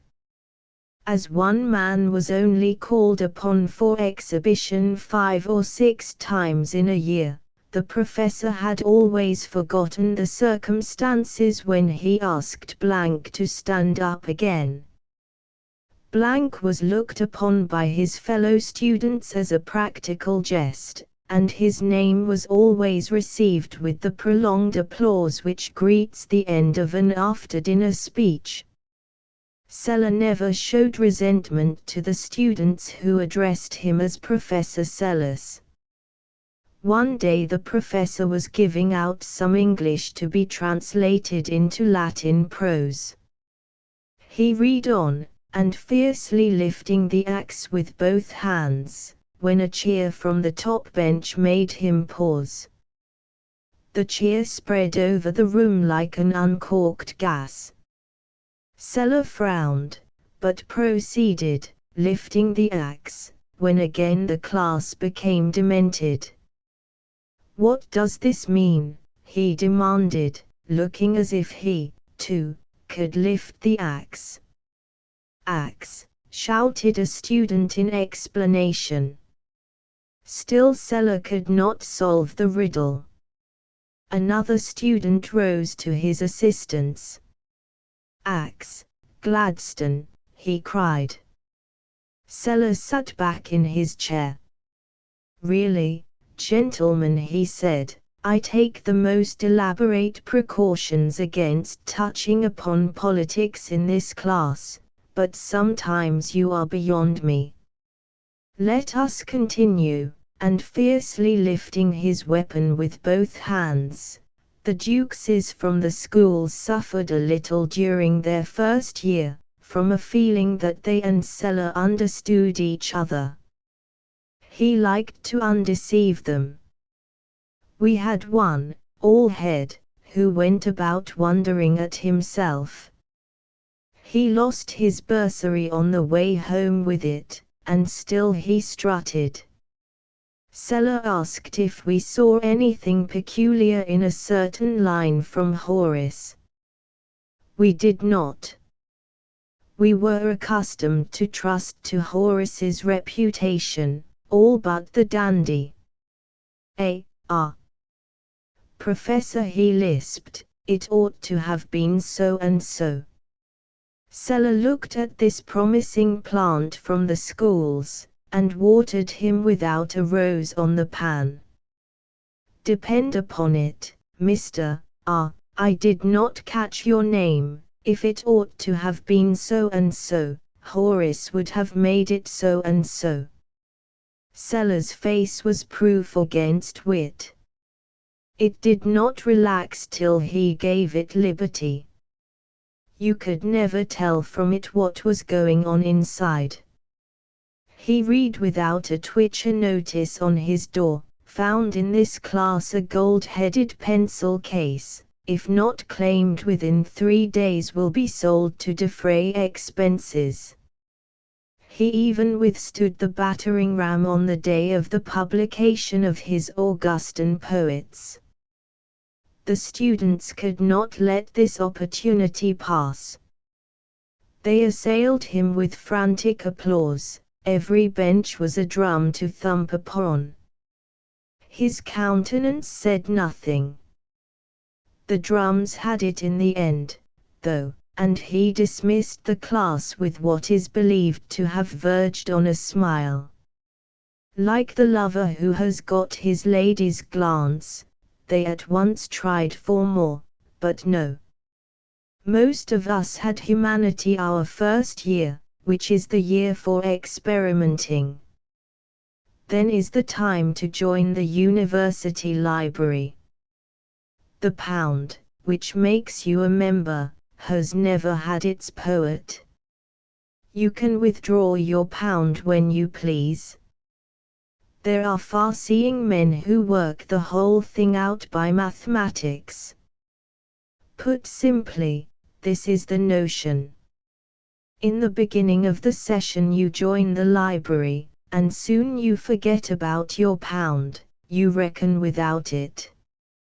As the winter closes in, and the coal bunk empties, or you find that 5 shillings a week for lodgings is a dream that cannot be kept up, or your coat assumes more and more the colour identified with spring, or you would feast your friends for once right gloriously, or next Wednesday is your little sister's birthday, you cower, despairing, over a sulky fire. Suddenly you are on your feet, all aglow once more. What is this thought that sends the blood to your head? That library pound. You had forgotten that you had a bank. Next morning you are at the university in time to help the library door to open. You ask for your pound, you get it. Your hand mounts guard over the pocket in which it rustles. So they say. I took their advice and paid in my money, then waited exultingly to forget about it. In vain.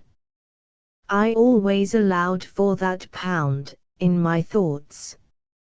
I saw it as plainly, I knew its every feature as a schoolboy remembers his first trout. Not to be hasty, I gave my pound 2 months, and then brought it home again. I had a fellow student who lived across the way from me. We railed at the library pound theory at open windows over the life of the street, a beautiful dream, but mad, mad.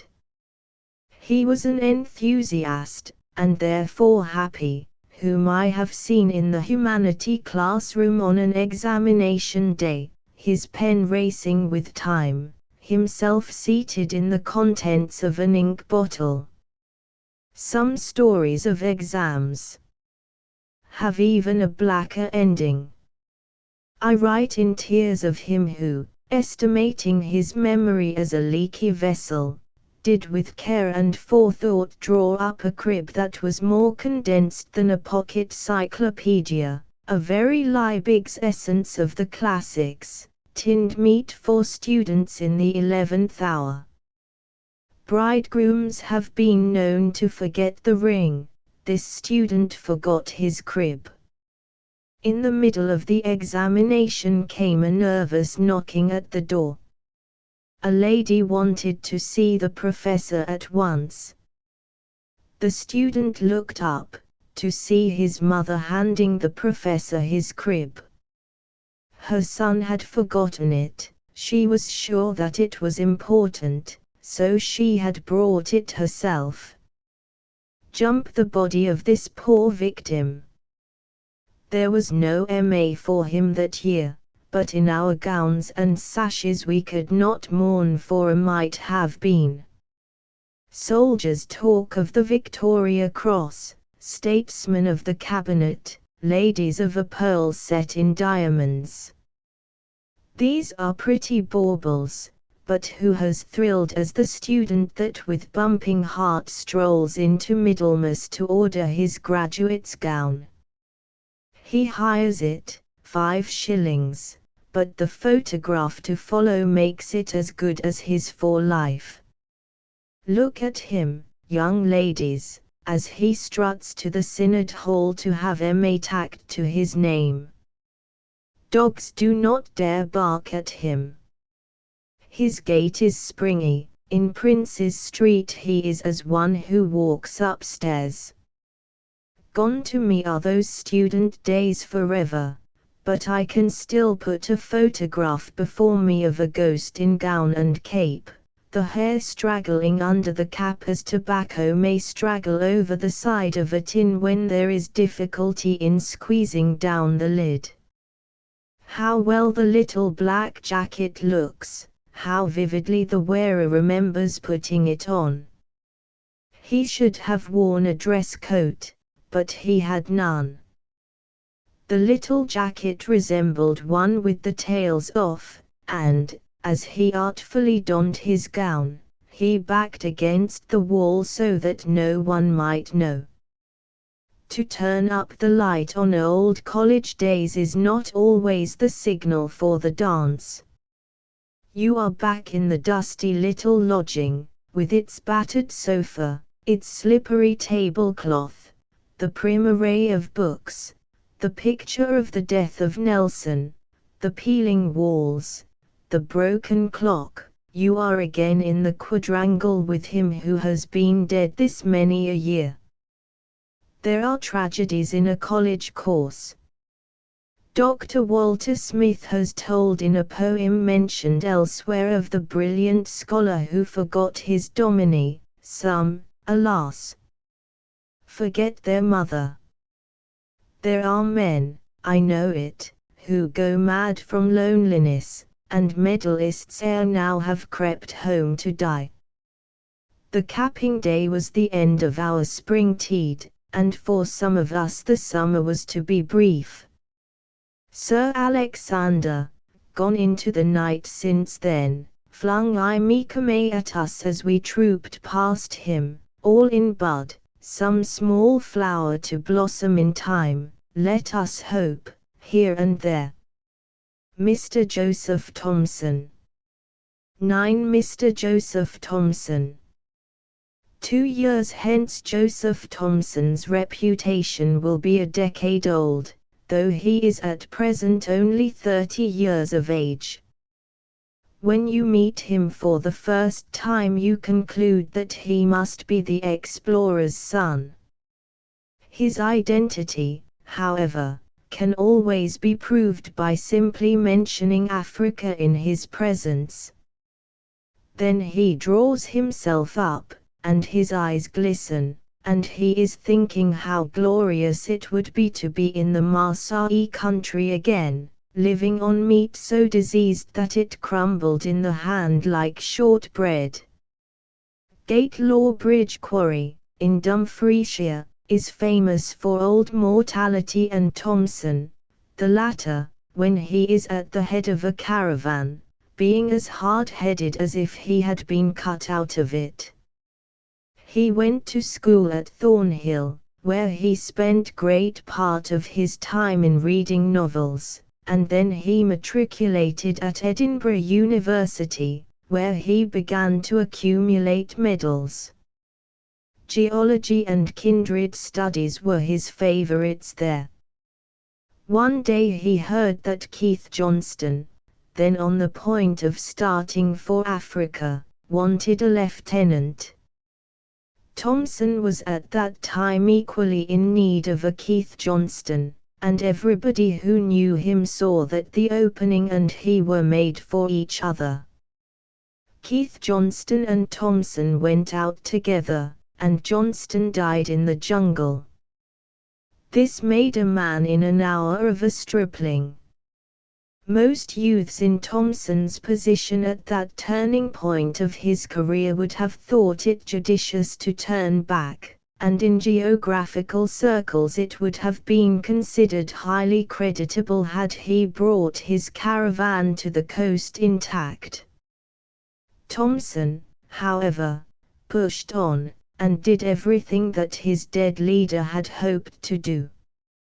From that time his career has been followed by everyone interested in African exploration, and by his countrymen with some pride in addition. When an expedition was organized for the relief of Emin Pasha, there was for a time some probability of Thomson's having the command. He and Stanley differed as to the routes that should be taken, and subsequent events have proved that Thomson's was the proper one. Thomson came over from Paris at that time to consult with the authorities, and took up his residence in the most overgrown hotel in London. His friends here organized an expedition for his relief. They wandered up and down the endless stairs looking for him, till, had they not wanted to make themselves a name, they would have beaten a retreat. He also wandered about looking for them, and at last they met. The leader of the party, restraining his emotion, lifted his hat, and said, "Mr. Thomson, I presume." This is how I found Thomson. The explorer had been for some months in Paris at that time, and France did him the honor of translating his Through Mazaland into French. In this book there is a picture of a buffalo tossing Thomson in the air. This was after he had put several bullets into it, and in the sketch he is represented some 10 feet from the ground, with his gun flying one way and his cap another. It was just as if I were distributing largesse to the natives, the traveler says now, though this idea does not seem to have struck him at the time. He showed the sketch to a Parisian lady, who looked at it long and earnestly. "Ah, M. Thomson," she said at length, "but how could you pose like that?" Like a good many other travellers, including Mr. Du Chaillu, who says he is a dear boy, Thomson does not smoke. Stanley, however, smokes very strong cigars, as those who have been in his sumptuous chambers in Bond Street can testify. All the three happen to be bachelors, though, because, one of them says, after returning from years of lonely travel, a man has such a delight in female society that to pick and choose would be invidious. Yet they have had their chance. An African race once tried to bribe Mr. Du Chaillu with a kingdom and over 800 wives, the biggest offer, he admits, I ever had in one day. Among the lesser annoyances to which Thomson was subjected in Africa was the presence of rats in the night time, which he had to brush away like flies. Until he was asked whether there was not danger in this, it never seems to have struck him that it was more than annoying. Yet though he and the two other travellers mentioned, doubtless they are not alone in this, have put up cheerfully with almost every hardship known to man, this does not make them indifferent to the comforts of civilization when they return home. Du Chaillu was looking very comfortable in a houseboat the other day, where his hosts thought they were roughing it, with a male attendant, and in Stanley's easy chairs you sink to dream. The last time I saw Thomson in his rooms in London he was on his knees, gazing in silent rapture at a china saucer with a valuable crack in it. If you ask Thomson what was the most dangerous expedition he ever embarked on, he will probably reply, crossing Piccadilly. The finest thing that can be said of him is that during these 4 expeditions he never once fired a shot at a native. Other explorers have had to do so to save their lives. There were often occasions when Thomson could have done it, to save his life to all appearance, too. The result of his method of progressing is that where he has gone, and he has been in parts of Africa never before trod by the white man, he really has opened up the country for those who care to follow him. Civilization by bullet has only closed it elsewhere. Yet though there is an abundance of Scotch caution about him, he is naturally an impulsive man, more inclined personally to march straight on than to reach his destination by a safer if more circuitous route. Where only his own life is concerned, he gives you the impression of one who might be rash, but his prudence at the head of a caravan is at the bottom of the faith that is placed in him. According to a story that got into the papers years ago, M. de Bratza once quarrelled with Thomson in Africa, and all but struck him. Thomson was praised for keeping his temper.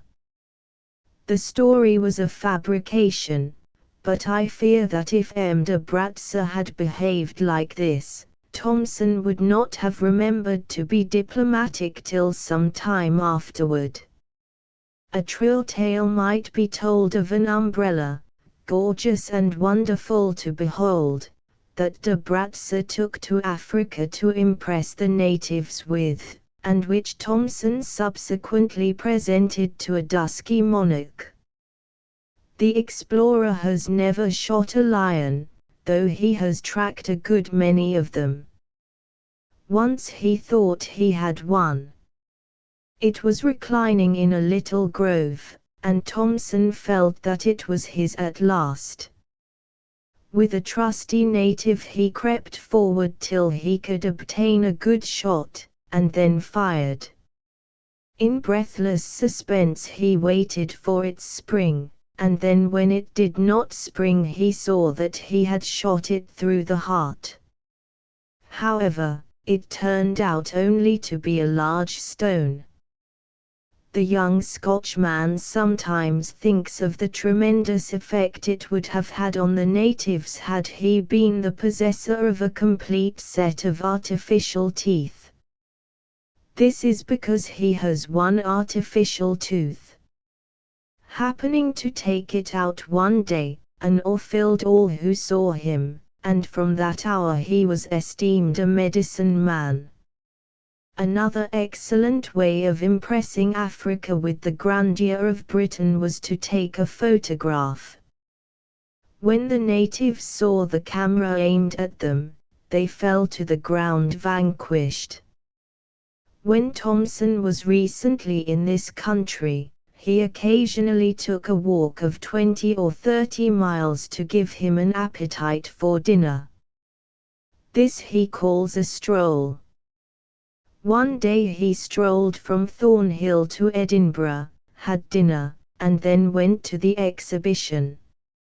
In appearance he is tall and strongly knit rather than heavily built, and if you see him more than once in the same week you discover that he has still an interest in neckties. Perhaps his most remarkable feat consisted in taking a bottle of brandy into the heart of Africa, and bringing it back intact. Robert Louis Stevenson. Ex-Robert Louis Stevenson.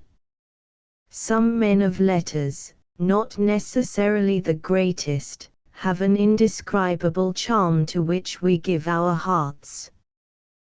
Thackeray is the young man's first love.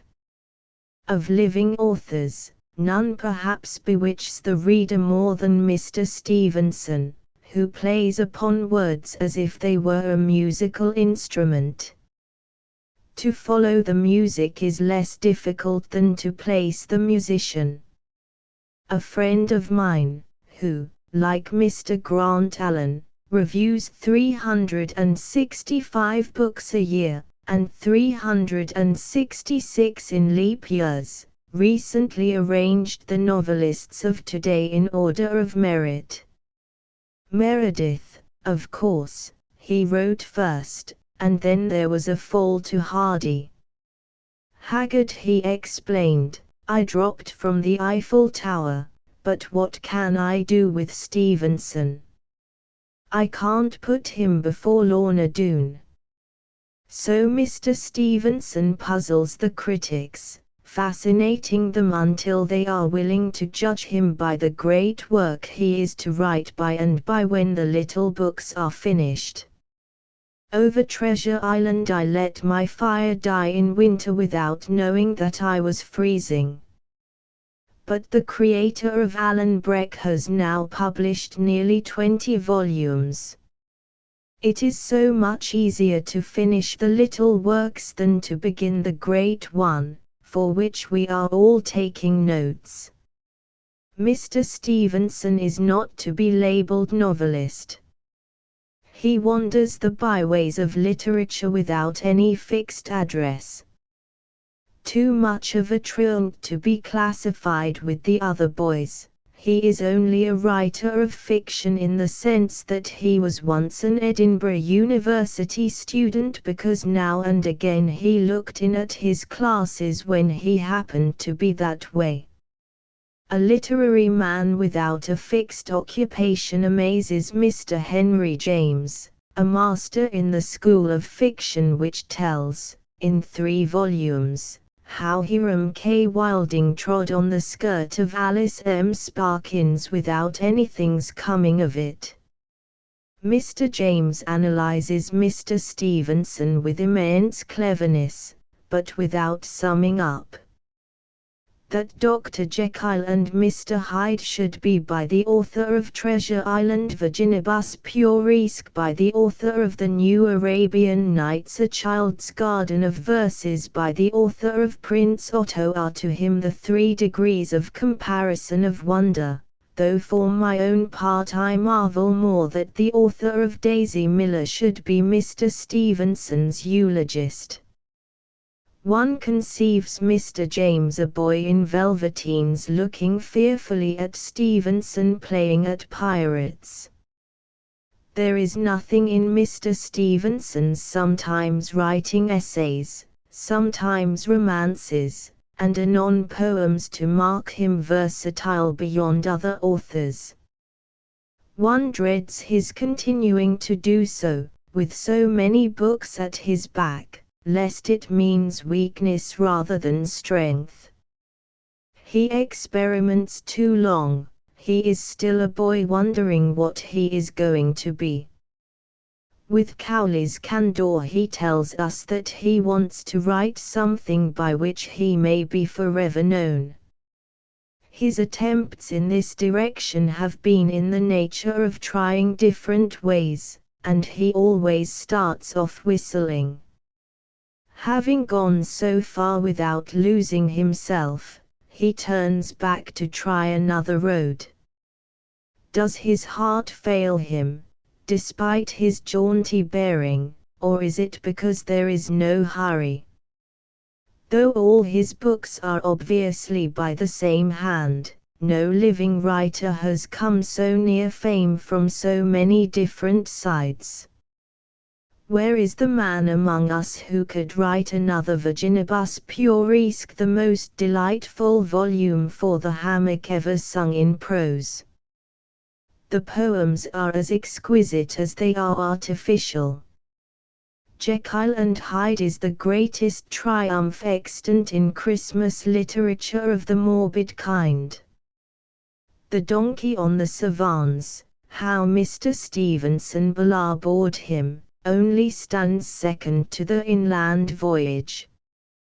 Kidnapped is the outstanding boys' book of its generation. The Black Arrow alone, to my thinking, is second class. We shall all be doleful if a marksman who can pepper his target with inners does not reach the bullseye. But it is quite time the great work was begun. The sun sinks while the climber walks round his mountain, looking for the best way up. Hard necessity has kept some great writers from doing their best work, but Mr. Stevenson is at last so firmly established that if he continues to be versatile it will only be from choice. He has attained a popularity such as is, as a rule, only accorded to classic authors or to charlatans. For this he has America to thank rather than Britain, for the Americans buy his books, the only honor a writer's admirers are slow to pay him. Mr. Stevenson's reputation in the United States is creditable to that country, which has given him a position here in which only a few saw him when he left. Unfortunately, with popularity has come publicity. All day the reporters sit on his garden wall. No man has written in a finer spirit of the profession of letters than Mr. Stevenson, but this gossip vulgarizes it. The adulation of the American public and of a little band of clever literary dandies in London, great in criticism, of whom he has become the darling, has made Mr. Stevenson complacent, and he always tended perhaps to be a thought too fond of his velvet coat. There is danger in the delight with which his every scrap is now received. A few years ago, when he was his own severest and sanest critic, he stopped the publication of a book after it was in proof, a brave act. He has lost this courage, or he would have rewritten The Black Arrow. There is deterioration in the essays he has been contributing to an American magazine, graceful and suggestive though they are. The most charming of living stylists, Mr. Stevenson is self-conscious in all his books now and again, but hitherto it has been the self-consciousness of an artist with severe critics at his shoulder. It has become self-satisfaction. The critics have put a giant's robe on him, and he has not flung it off. He dismisses Tom Jones with a simper. Personally, Thackeray scarce appeals to us as the ideal gentleman. If there were nothing else, what else is there? Perpetual nosing after snobbery at least suggests the snob. From Mr. Stevenson one would not have expected the revival of this silly charge, which makes a cabbage of every man who writes about cabbages. I shall say no more of these ill-considered papers, though the sneers at Fielding call for indignant remonstrance, beyond expressing a hope that they lie buried between magazine covers. Mr. Stevenson has reached the critical point in his career, and one would like to see him back at Bournemouth, writing within high walls. We want that big book. We think he is capable of it, and so we cannot afford to let him drift into the seaweed. About the writer with whom his name is so often absurdly linked we feel differently. It is as foolish to rail at Mr. Rider Haggard's complacency as it would be to blame Christopher Sly for so quickly believing that he was born a lord. The keynote of all Mr. Stevenson's writings is his indifference, so far as his books are concerned, to the affairs of life and death on which their minds are chiefly set.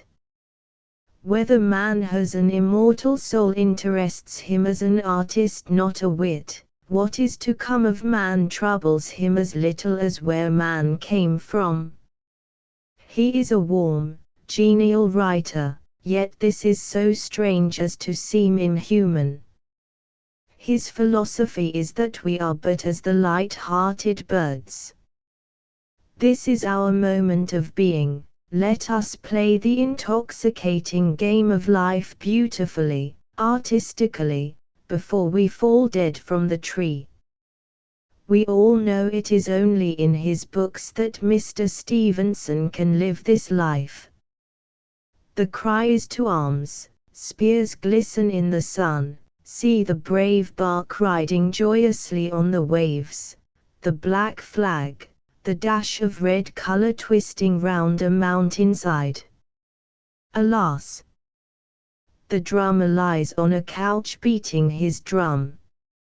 It is a pathetic picture, less true to fact now, one rejoices to know, than it was recently. A common theory is that Mr. Stevenson dreams an ideal life to escape from his own sufferings. This sentimental plea suits very well. The noticeable thing, however, is that the grotesque, the uncanny, holds his soul. His brain will only follow a colored clue. The result is that he is chiefly picturesque, and, to those who want more than art for art's sake, never satisfying. Fascinating as his verses are, artless in the perfection of art, they take no reader a step forward. The children of whom he sings so sweetly are cherubs without souls. It is not in poetry that Mr. Stevenson will give the great book to the world, nor will it, I think, be in the form of essays. Of late he has done nothing quite so fine as Virginibus Puerisque, though most of his essays are gardens in which grow few weeds. Quaint in matter as in treatment, they are the best strictly literary essays of the day, and their mixture of tenderness with humor suggests Charles Lamb. Some think Mr. Stevenson's essays equal to Lamb's, or greater. To that I say, no. The name of Lamb will for many a year bring proud tears to English eyes. Here was a man, weak like the rest of us, who kept his sorrows to himself. Life to him was not among the trees. He had loved and lost. Grief laid a heavy hand on his brave brow. Dark were his nights, horrid shadows in the house, sudden terrors, the heart stops beating waiting for a footstep. At that door comes tragedy, knocking at all hours. Was Lamb dismayed? The tragedy of his life was not drear to him. It was wound round those who were dearest to him. It let him know that life has a glory even at its saddest, that humor and pathos clasp hands, that loved ones are drawn nearer, and the soul strengthened in the presence of anguish, pain, and death. When Lamb sat down to write, he did not pull down his blind on all that is greatest, if most awful, in human life. He was gentle, kindly, but he did not play at pretending that there is no cemetery round the corner. In Mr. Stevenson's exquisite essays one looks in vain for the great heart that palpitates through the pages of Charles Lamb. The great work, if we are not to be disappointed, will be fiction. Mr. Stevenson is said to feel this himself, and, as I understand, Harry Shovel will be his biggest bid for fame. It is to be, broadly speaking, a 19th-century Peregrine Pickle dashed with Meredith, and this in the teeth of many admirers who maintain that the best of the author is Scottish. Mr. Stevenson, however, knows what he is about. Critics have said enthusiastically, for it is difficult to write of Mr. Stevenson without enthusiasm, that Alan Breck is as good as anything in Scott. Alan Breck is certainly a masterpiece, quite worthy of the greatest of all storytellers, who, nevertheless, it should be remembered, created these rich side characters by the score, another before dinner time. English critics have taken Alan to their hearts, and appreciate him thoroughly, the reason, no doubt, being that he is the character whom England acknowledges as the Scottish type. The Highlands, which are Scotland to the same extent as Northumberland is England, present such a character to this day, but no deep knowledge of Mr. Stevenson's native country was required to reproduce him. An artistic Englishman or American could have done it. Scottish religion, I think, Mr. Stevenson has never understood, except as the outsider misunderstands it. He thinks it hard because there are no coloured windows. The colour of Scotland has entered into him altogether, says Mr. James, who, we gather, conceives in Edinburgh Castle a place where tartans glisten in the sun, while rocks re-echo bagpipes. Mr. James is right in a way. It is the tartan, the claymore, the cry that the heather is on fire, that are Scotland to Mr. Stevenson. But the Scotland of our day is not a country rich in colour, a sombre grey prevails. Thus, though Mr. Stevenson's best romance is Scottish, that is only, I think, because of his extraordinary aptitude for the picturesque. Give him any period in any country that is romantic, and he will soon steep himself in the kind of knowledge he can best turn to account.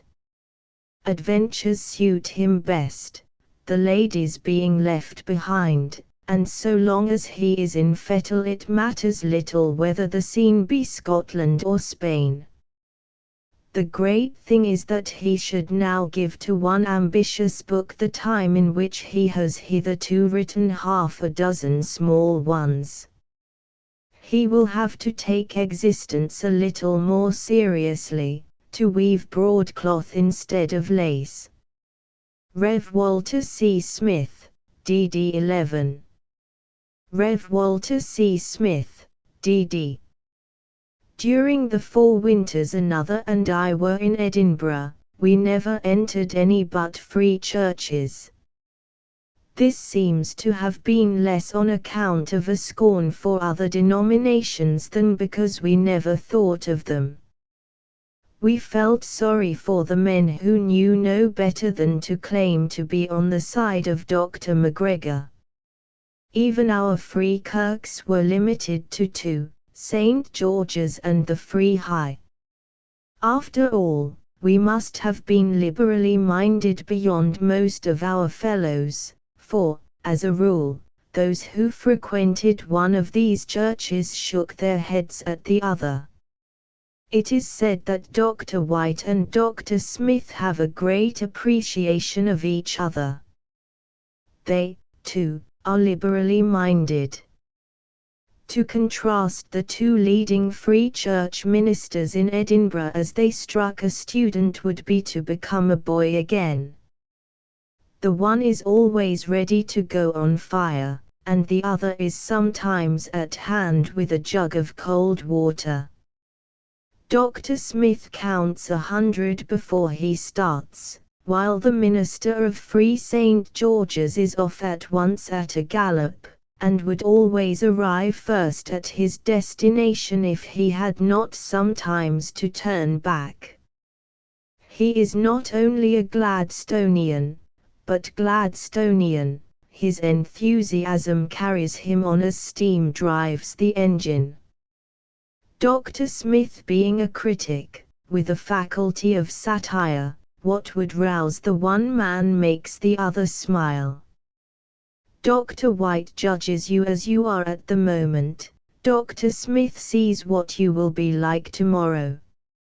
Some years ago the defeated side in a great assembly fight met at a breakfast to reason itself into a belief that it had gained a remarkable moral victory. Dr. White and Dr. Smith were both present, and the former was so inspiriting that the breakfast became a scene of enthusiasm. Then Dr. Smith arose and made a remark about a company of Mark Tapleys, after which the meeting broke up. I have a curious reminiscence of the student who most frequently accompanied me to church in Edinburgh.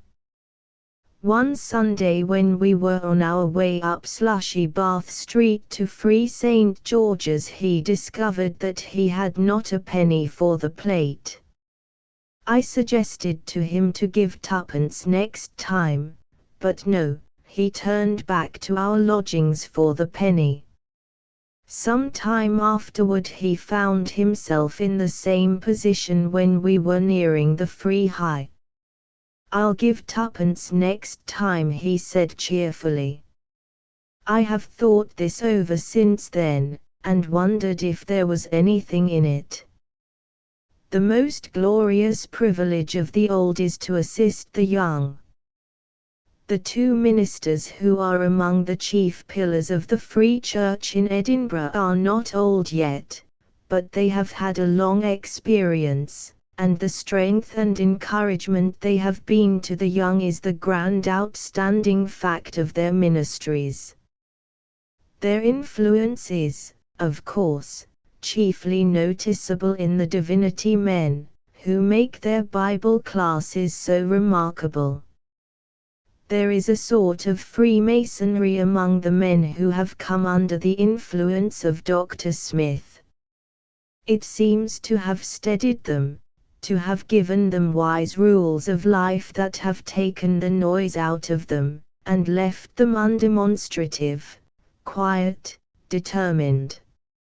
You will have little difficulty, as a rule, in picking out Dr. Smith's men, whether in the pulpit or in private. They have his mark, as the rugby boys were marked by Dr. Arnold. Even in speaking of him, they seldom talk in superlatives, only a light comes into their eye, and you realize what a well-founded reverence is.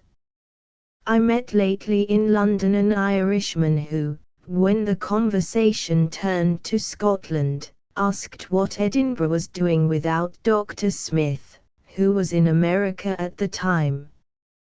He talked with such obvious knowledge of Dr. Smith's teaching, and with such affection for the man, that by and by we were surprised to hear that he had never heard him preach nor read a line of his works.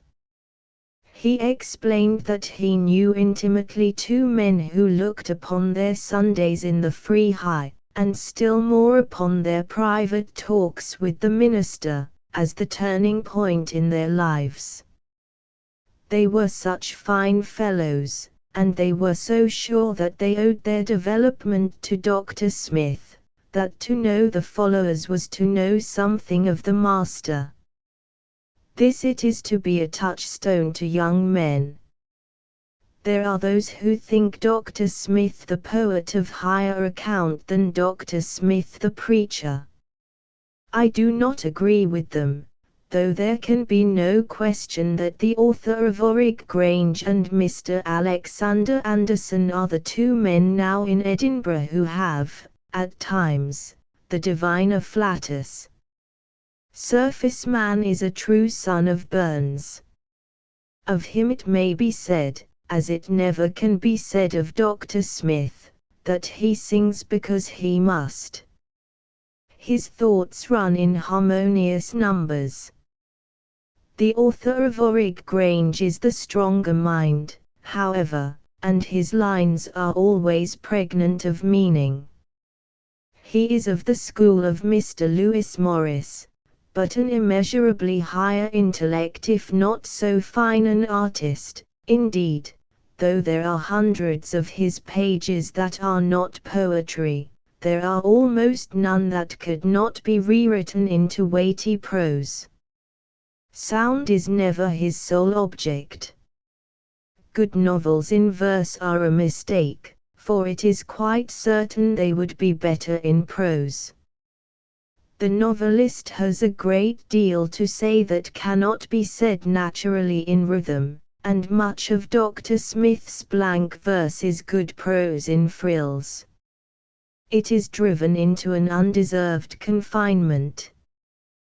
The privilege of critics is to get 12 or 20 minor poets in a row, and then blow them all over at once. I remember one who dispatched Dr. Smith with a verse from the book Under Treatment. Dr. Smith writes of a poet's verses, "There is no sacred fire in them, nor much of homely sense and shrewd," and when the critic came to these lines he stopped reading. He declared that Dr. Smith had passed judgment on himself.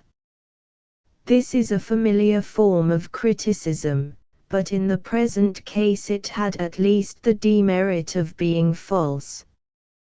There is so much sacred fire about Dr. Smith's best poetry that it is what makes him a poet, and as for homely sense and shrewd, he has simply more of it than any contemporary writer of verse. It is what gives heart to his satire, and keeps him from wounding merely for the pleasure of drawing blood. In conjunction with the sacred fire, the noble indignation that mean things should be, the insight into the tragic, it is what makes Hilda his greatest poem. Without it there could not be pathos, which is concerned with little things, nor humor, nor, indeed, the flash into men and things that makes such a poem as Dr. Linkletter's Scholar as true as life, as sad as death. If only for the sake of that noble piece of writing, Every Scottish student should have North Country folk in his possession. The poem is probably the most noteworthy thing that has been said of Northern university life. Transcriber's note: minor punctuation errors were corrected. The following typographical errors were corrected.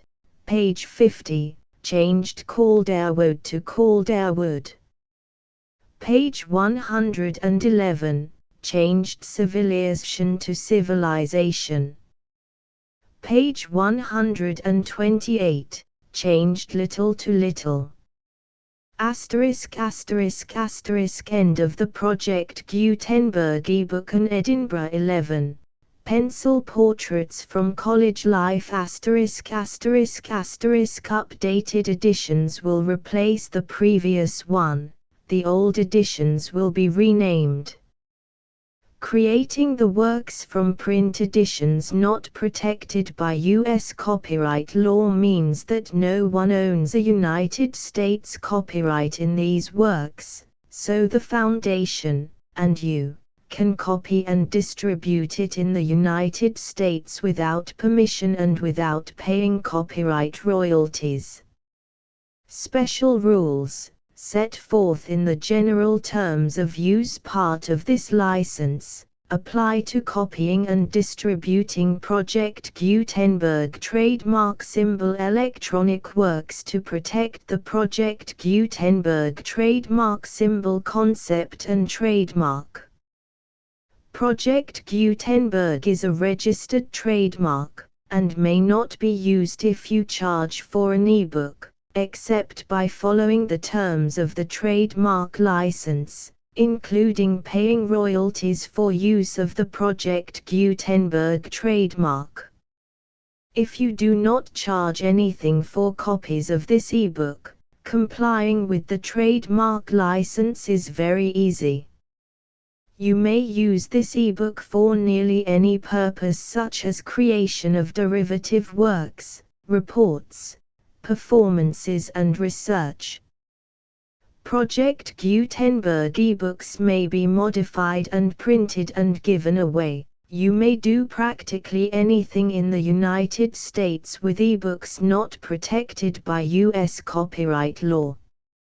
Redistribution is subject to the trademark license, especially commercial redistribution. Start. Full license. The full Project Gutenberg license. Please read this before you distribute or use this work to protect the Project Gutenberg trademark symbol mission of promoting the free distribution of electronic works, by using or distributing this work, or any other work associated in any way with the phrase Project Gutenberg. You agree to comply with all the terms of the full Project Gutenberg trademark symbol license available with this file or online at www.gutenberg.org/license. Section 1. General Terms of Use and Redistributing Project Gutenberg Trademark Symbol Electronic Works 1.0. By reading or using any part of this Project Gutenberg trademark symbol electronic work, you indicate that you have read, understand, agree to and accept all the terms of this license and intellectual property, trademark/copyright, agreement. If you do not agree to abide by all the terms of this agreement, you must cease using and return or destroy all copies of Project Gutenberg trademark symbol electronic works in your possession. If you paid a fee for obtaining a copy of or access to a Project Gutenberg trademark symbol electronic work and you do not agree to be bound by the terms of this agreement, you may obtain a refund from the person or entity to whom you paid the fee as set forth in paragraph 1.e.8. 1.b Project Gutenberg is a registered trademark. It may only be used on or associated in any way with an electronic work by people who agree to be bound by the terms of this agreement. There are a few things that you can do with most Project Gutenberg trademark symbol electronic works even without complying with the full terms of this agreement. See paragraph 1.c below. There are a lot of things you can do with Project Gutenberg trademark symbol electronic works if you follow the terms of this agreement and help preserve free future access to Project Gutenberg trademark symbol electronic works. See paragraph 1.e below. 1.c. The Project Gutenberg Literary Archive Foundation, the Foundation or PGLAF, owns a compilation copyright in the collection of Project Gutenberg trademark symbol electronic works. Nearly all the individual works in the collection are in the public domain in the United States.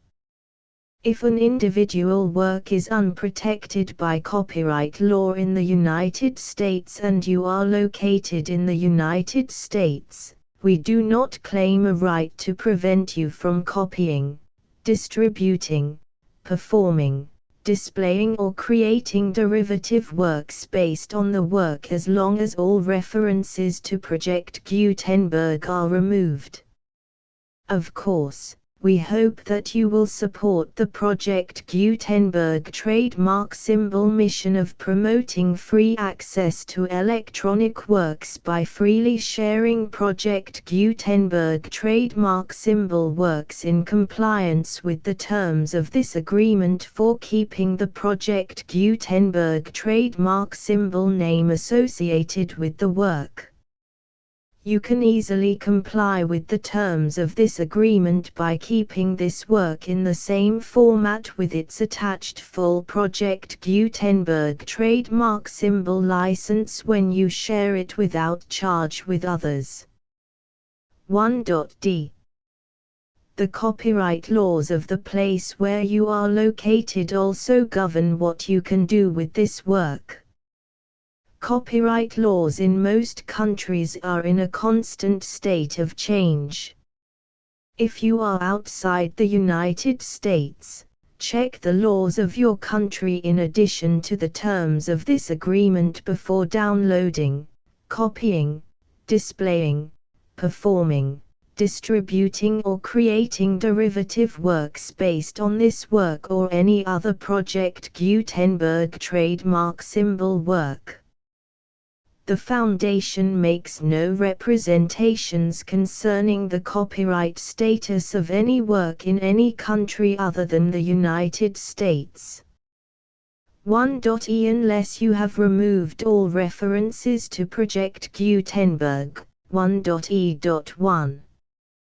The following sentence, with active links to, or other immediate access to, the full Project Gutenberg trademark symbol license must appear prominently whenever any copy of a Project Gutenberg trademark symbol work, any work on which the phrase Project Gutenberg appears, or with which the phrase Project Gutenberg is associated, is accessed, displayed, performed, viewed, copied or distributed.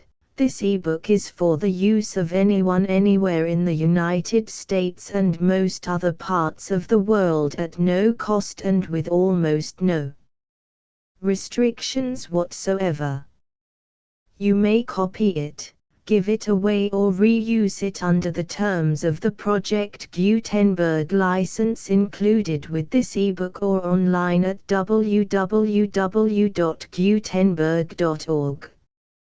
If you are not located in the United States, you will have to check the laws of the country where you are located before using this ebook. 1.e.2. If an individual Project Gutenberg trademark symbol electronic work is derived from texts not protected by U.S. copyright law, does not contain a notice indicating that it is posted with permission of the copyright holder, the work can be copied and distributed to anyone in the United States without paying any fees or charges.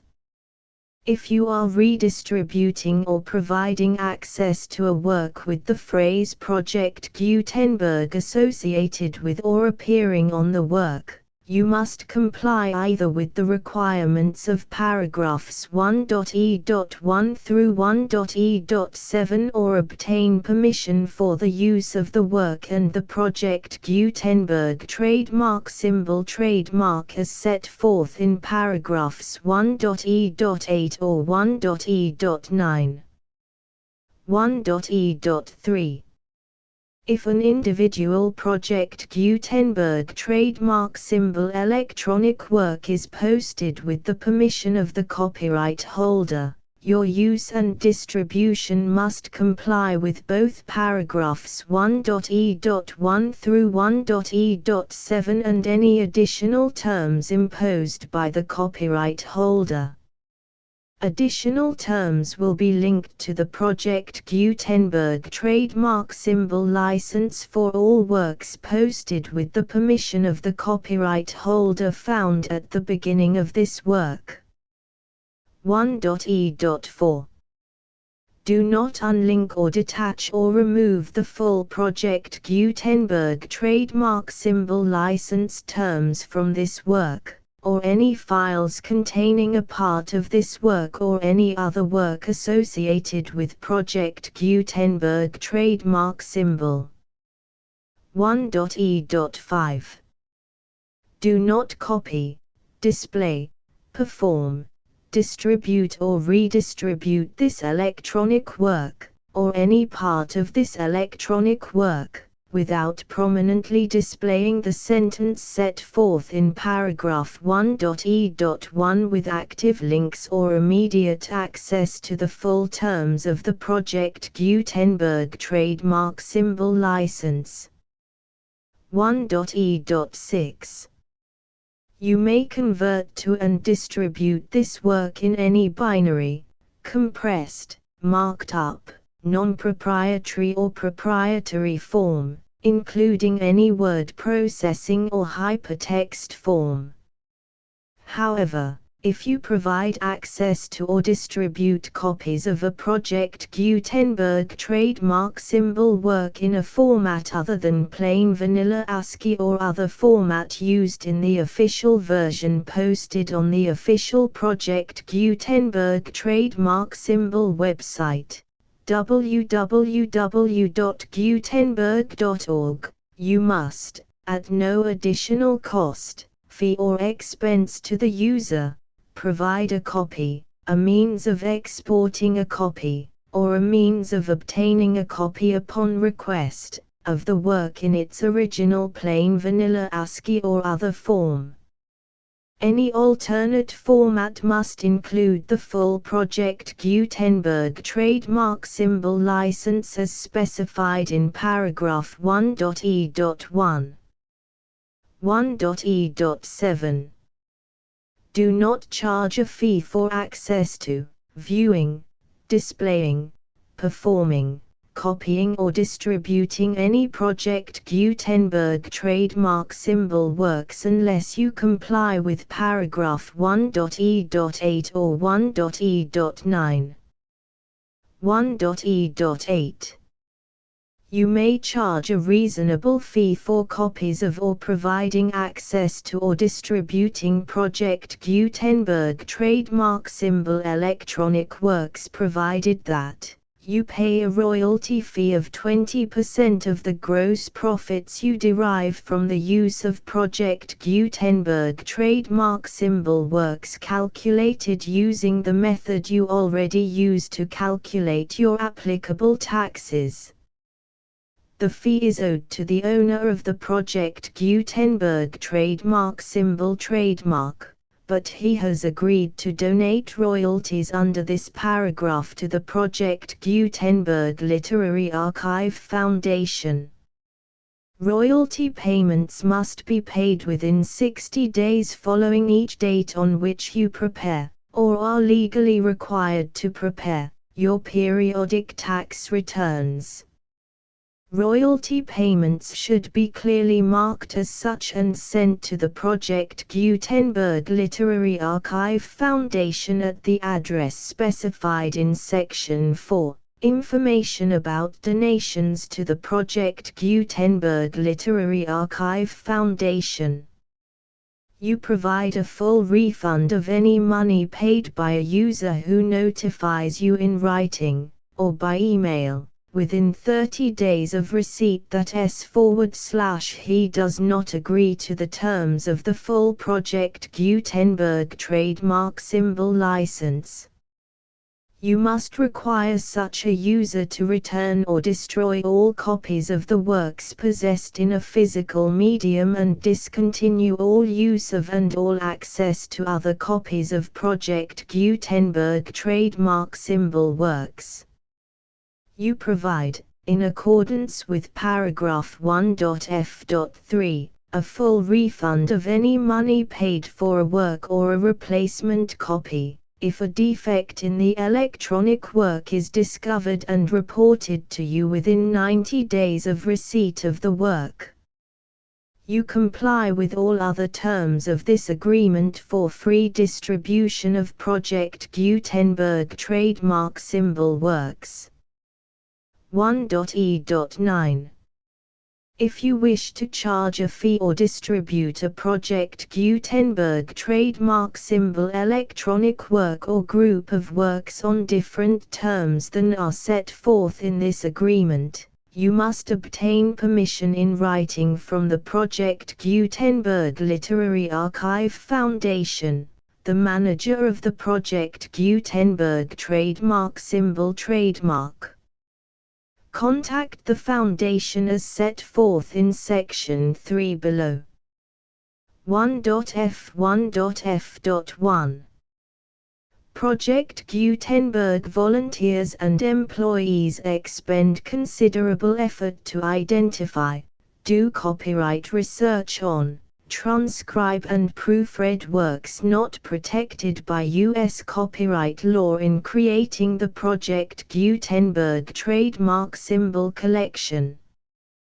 Despite these efforts, Project Gutenberg trademark symbol electronic works, and the medium on which they may be stored, may contain defects such as, but not limited to, incomplete, inaccurate or corrupt data, transcription errors, a copyright or other intellectual property infringement, a defective or damaged disk or other medium, a computer virus, or computer codes that damage or cannot be read by your equipment.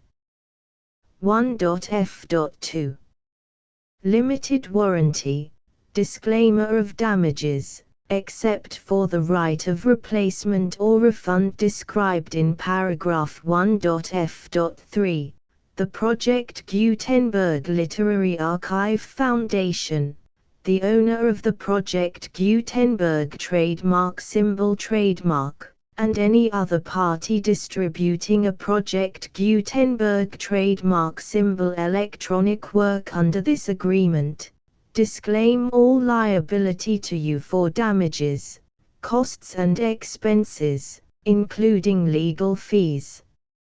You agree that you have no remedies for negligence, strict liability, breach of warranty or breach of contract except those provided in paragraph 1.f.3. You agree that the Foundation, the trademark owner, and any distributor under this agreement will not be liable to you for actual, direct, indirect, consequential, punitive or incidental damages even if you give notice of the possibility of such damage. 1.f.3. Limited right of replacement or refund, If you discover a defect in this electronic work within 90 days of receiving it, you can receive a refund of the money, if any, you paid for it by sending a written explanation to the person you received the work from. If you received the work on a physical medium, you must return the medium with your written explanation. The person or entity that provided you with the defective work may elect to provide a replacement copy in lieu of a refund. If you received the work electronically, the person or entity providing it to you may choose to give you a second opportunity to receive the work electronically in lieu of a refund. If the second copy is also defective, you may demand a refund in writing without further opportunities to fix the problem.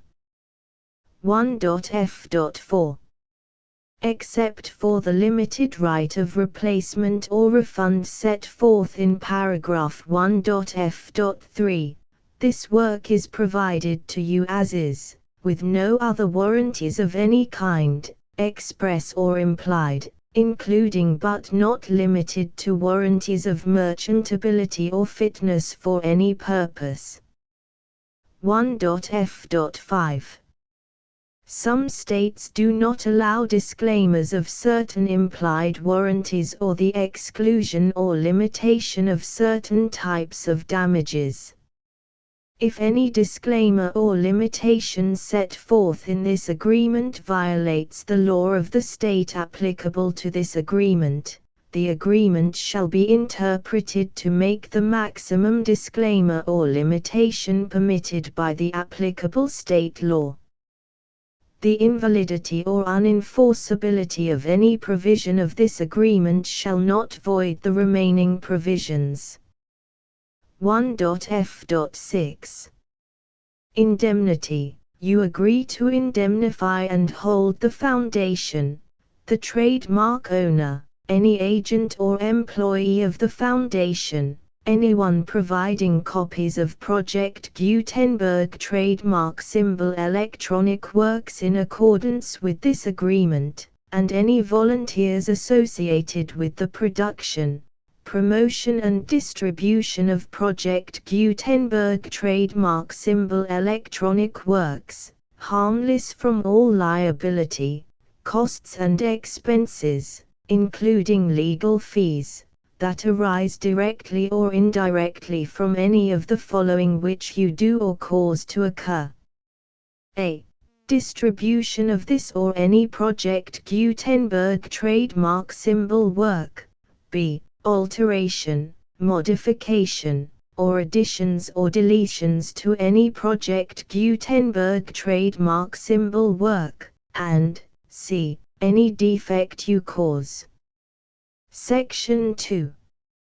Information about the mission of Project Gutenberg trademark symbol. Project Gutenberg trademark symbol is synonymous with the free distribution of electronic works in formats readable by the widest variety of computers, including obsolete, old, middle-aged and new computers. It exists because of the efforts of hundreds of volunteers and donations from people in all walks of life. Volunteers and financial support to provide volunteers with the assistance they need are critical to reaching Project Gutenberg trademark symbol's goals and ensuring that the Project Gutenberg trademark symbol collection will remain freely available for generations to come. In 2001, the Project Gutenberg Literary Archive Foundation was created to provide a secure and permanent future for Project Gutenberg trademark symbol and future generations. To learn more about the Project Gutenberg Literary Archive Foundation and how your efforts and donations can help, see sections 3 and 4 and the Foundation information page at www.gutenberg.org. Section 3. Information about the Project Gutenberg Literary Archive Foundation. The Project Gutenberg Literary Archive Foundation is a non-profit 501(c)(3) educational corporation organized under the laws of the state of Mississippi and granted tax-exempt status by the Internal Revenue Service. The Foundation's IN or Federal Tax Identification Number is 64-6221541. Contributions to the Project Gutenberg Literary Archive Foundation are tax-deductible to the full extent permitted by U.S. federal laws and your state's laws. The Foundation's business office is located at 809 North 1500 West, Salt Lake City, UT 84116, 801-596-1887. Email contact links and up-to-date contact information can be found at the Foundation's website and official page at www.gutenberg.org/contact section 4. Information about donations to the Project Gutenberg Literary Archive Foundation. Project Gutenberg trademark symbol depends upon and cannot survive without widespread public support and donations to carry out its mission of increasing the number of public domain and licensed works that can be freely distributed in machine-readable form accessible by the widest array of equipment including outdated equipment. Many small donations, $1 to $5,000, are particularly important to maintaining tax-exempt status with the IRS. The Foundation is committed to complying with the laws regulating charities and charitable donations in all 50 states of the United States. Compliance requirements are not uniform and it takes a considerable effort, much paperwork and many fees to meet and keep up with these requirements. We do not solicit donations in locations where we have not received written confirmation of compliance. To send donations or determine the status of compliance for any particular state, visit www.gutenberg.org/donate.